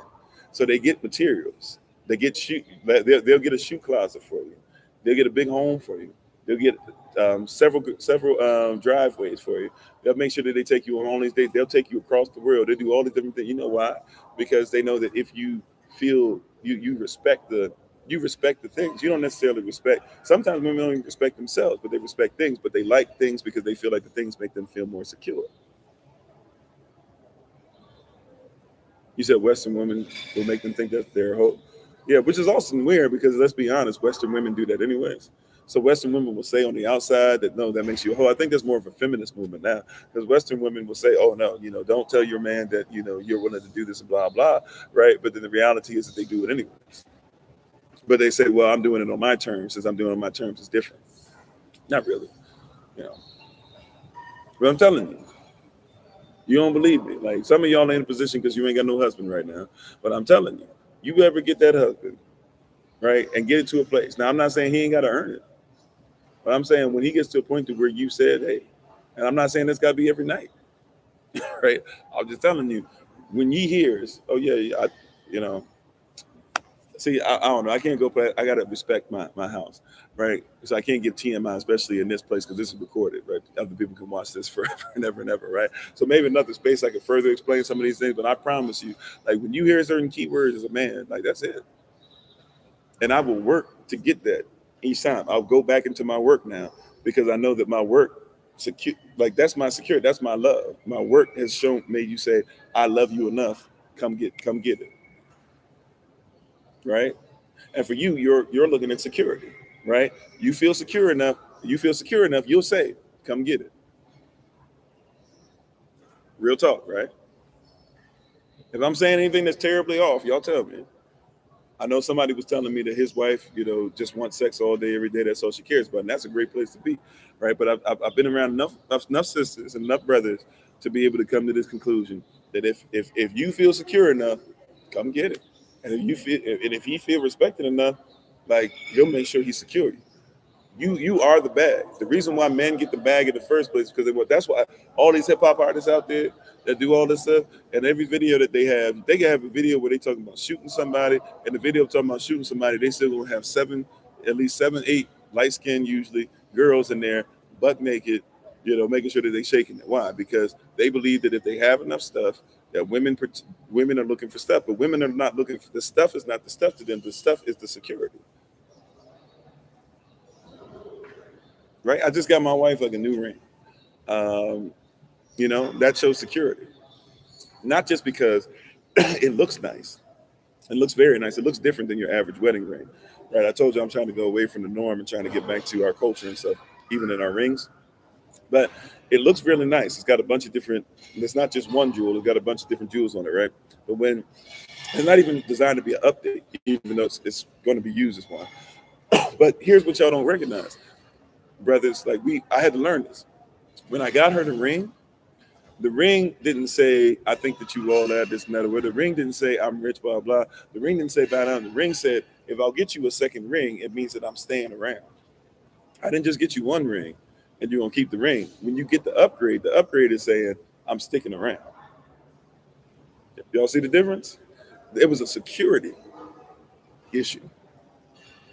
When she walks around with that new ring, every time she looked down at it, what does it say? Oh, he'll secure me. He secured me with the first one. He secured me. What is it? He secured me with the band. He secured me with the ring, right? He secured me with the ring. The ring comes first, right? Then it's the band. He secured me with the band. Then he secured me with even fake versions of it that people think are there. So if something happens or forget it somewhere, hey, at least it was the fake version, wasn't the real version. But then he went and got the upgrade. When I got the upgrade, that was the security. That was saying that he secured me. He secured the bag a long time ago, and he said the bag is still secure, right? And I did the same thing, right? I did the same thing that I said. I did it in reverse. It wasn't sexual, but I spoke a love language, but in reverse. I did it with the security piece. So she would do it. So if she did it, she would do it with her body.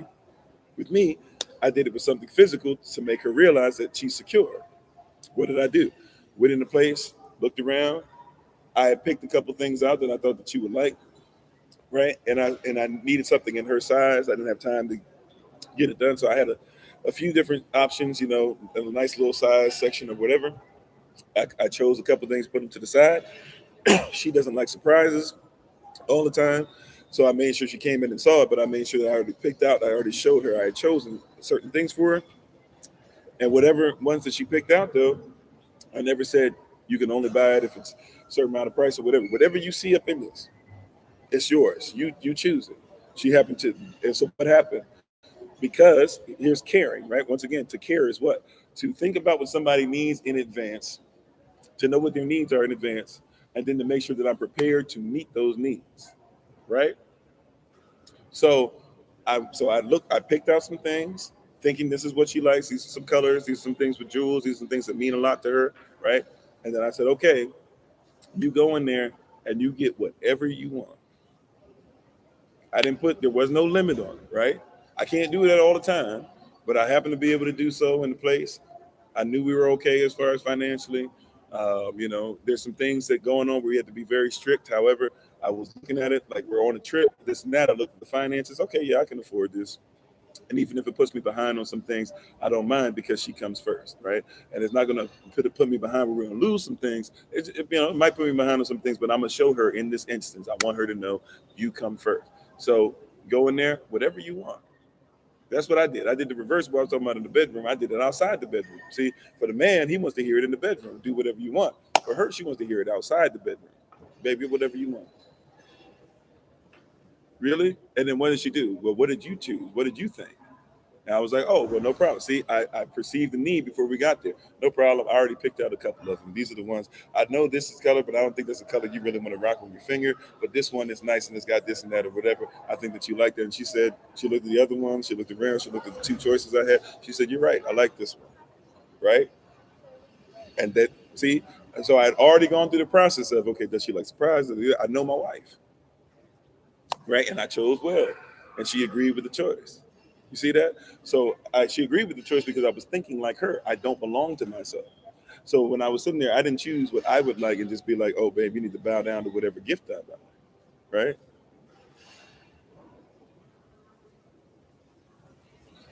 Right? I didn't do it that way. I did what? What do you want? It's my thought process. Now, when I come in there, what do you want? I'm gonna say, get whatever you want. And what I knew she would want is whatever you want. Yahweh does the same thing. He says, get whatever you want, but he knows you even before you were born, and he already has what you want in place. All you got to do is humble yourself and be part of the program, and just say, okay, yeah, you know what? Yeah, let me look around. Oh, wow, and that's what he does all the time. He keeps giving us what we want anyway. So after a while, I stopped saying, let me see what you will give me. I just start saying, give me whatever you want, because whatever you want is what I want. I'm your wife. I'm married to you. So whatever you're going to get me is whatever I wanted anyways in the first place, because you've been studying me since before I was born. I'm just now coming to the knowledge of who I am. So, hey, give me instruction and do whatever with my body, whatever this is of the vessel, do whatever you want. Humble yourself. I think that's enough. Praise y'all. I've gone way past what I was supposed to. Thank you all so much. I'm going to go ahead and get ready for a meal real quick, try and get a little bit of rest, and then we're going to get on the road. Prayerfully, we'll see you guys tomorrow for early rising Bible study session, and we look forward to doing so. Thank you for tuning in. Hopefully, you got a lot out of this. This is our Sunday session, so, on Sundays we go a little long. We appreciate you so very much. I think my voice is just about done before it's completely done. Let me go ahead and make sure it's rested up. So thank you. Appreciate the words of affirmation. Thank you guys for continuing your words of affirmation and continue to be strong. Brothers, thank you so much for yesterday. We appreciate your spirit and your effort and your energy. Sisters, don't forget that you have your women's meeting coming up next week. I started sending out updates a little bit. So if you are somebody who's coming to the event in Detroit, or even coming on coming on it virtually, you should be getting emails. So if you didn't get an email about it, let us know, and I'll make sure I get back to you ASAP. But thank you all so much. Thank you for sharing. Thank you for allowing us to humble ourselves and for us to grow and for us to become more solid in some things. And prayerfully, you guys are getting a lot out of this series. The series is taking a couple turns and twists that I wasn't really prepared for, but I'm thankful for. Thank you again to Minister Tamara for an excellent word yesterday, and for those who came behind her and gave some excellent testimonies. We're thankful and grateful. You guys are amazing, outstanding, incredible, without equal, et cetera, et cetera. I don't have enough words to affirm who you really are. But thank you all so much. We appreciate you. And we'll talk to you guys tomorrow, 8 a.m. Eastern New York time, right on Kofi_43 again. And we look forward to continuing to go down this road. So we appreciate you. We look forward to you. I'll have a date for you guys soon as far as our 4 hours of power. We'll be doing that in September sometime. That'll just be via donation only. That'll be on, it'll probably be on a Shabbat. And we'll go for it. We're going to go 4 hours. 5 hours, because we'll take some 15-minute breaks here or there. But we're going to go 4 hours straight, just giving some word. So hopefully you guys will be ready for that. We'll let you guys know when that's going to be soon. I don't have the exact date. It'll be a Shabbat on September sometime. So we'll let you guys know ASAP. So thank you. We appreciate you all. We look forward to talking to you. And by the way, the donation will not be mandatory. If you'd like to give a donation, cool. If you don't want to, you don't have to. But we thank you so much. Hello, Minister Select Joseph. Thanks for being on. And we appreciate you all. Hopefully you got something, you grabbed something from it. And thank you all again. Don't forget about your affirmations. Don't forget to live in that period instead of the period. And study to show yourself approved. Don't just listen to it because you like it or whatever. Make sure that what I'm saying makes sense. And once it does make sense, be a practitioner. Come on. Thank you all. Please check out my wife again, as always, the Honorable Bloom and Flourish, the Honorable Amma. You can follow her on TikTok, YouTube, her website, and Pinterest at Bloom and Flourish, not A&D, the letter N, Bloom and Flourish. She's a healer, herbalist, chemist, and biologist by degree. And the tincture of the month is still lower my cholesterol. There's many other tinctures as well, but if you'd like to be able to get in contact with her about it, let us know. And she'd love to be a blessing to you. Thank you so much for supporting her business. And there's many businesses that we have on Kofi-Ofori.com, KOFI-OFORI.com, as well as many different other places you can find us. So thank you again. We appreciate you. And we look forward to talking to you guys very soon. We'll probably get where we're going in the middle of the night. But I will see you guys no matter what time we get there. We will see you guys bright and early at we'll see you guys bright and early at what's the time? I'm sorry. We'll see you guys bright and early at 6:30. Well, 6:45 when we'll start, but 6:30 when either the music or the affirmations and stuff will be going on. But we'll see you guys 6:30 a.m. Eastern New York time tomorrow for our early rising Bible study session. We'll talk to you guys soon. And by the way, tomorrow is supposed to be our 5th affirmation. So we're excited about what these affirmations have turned into. So join us for that. Romans 8:28. Talk to you guys later. Take care of yourselves. And as always, this has been Pastor Kofi, Pastor Servant to Christ, where we are always changing lives one mind at a time, but being a voice of the voiceless and speaking the unspoken until I have the great privilege, opportunity, and responsibility of being in front of you all again. Please remember, as always, Yashua, that you are loved, you are necessary, you are majestic, you are fearfully and wonderfully made, and you, which is all of us working together, will be the reason why people who are in this system no longer have to be up. Shalom, family. Peace.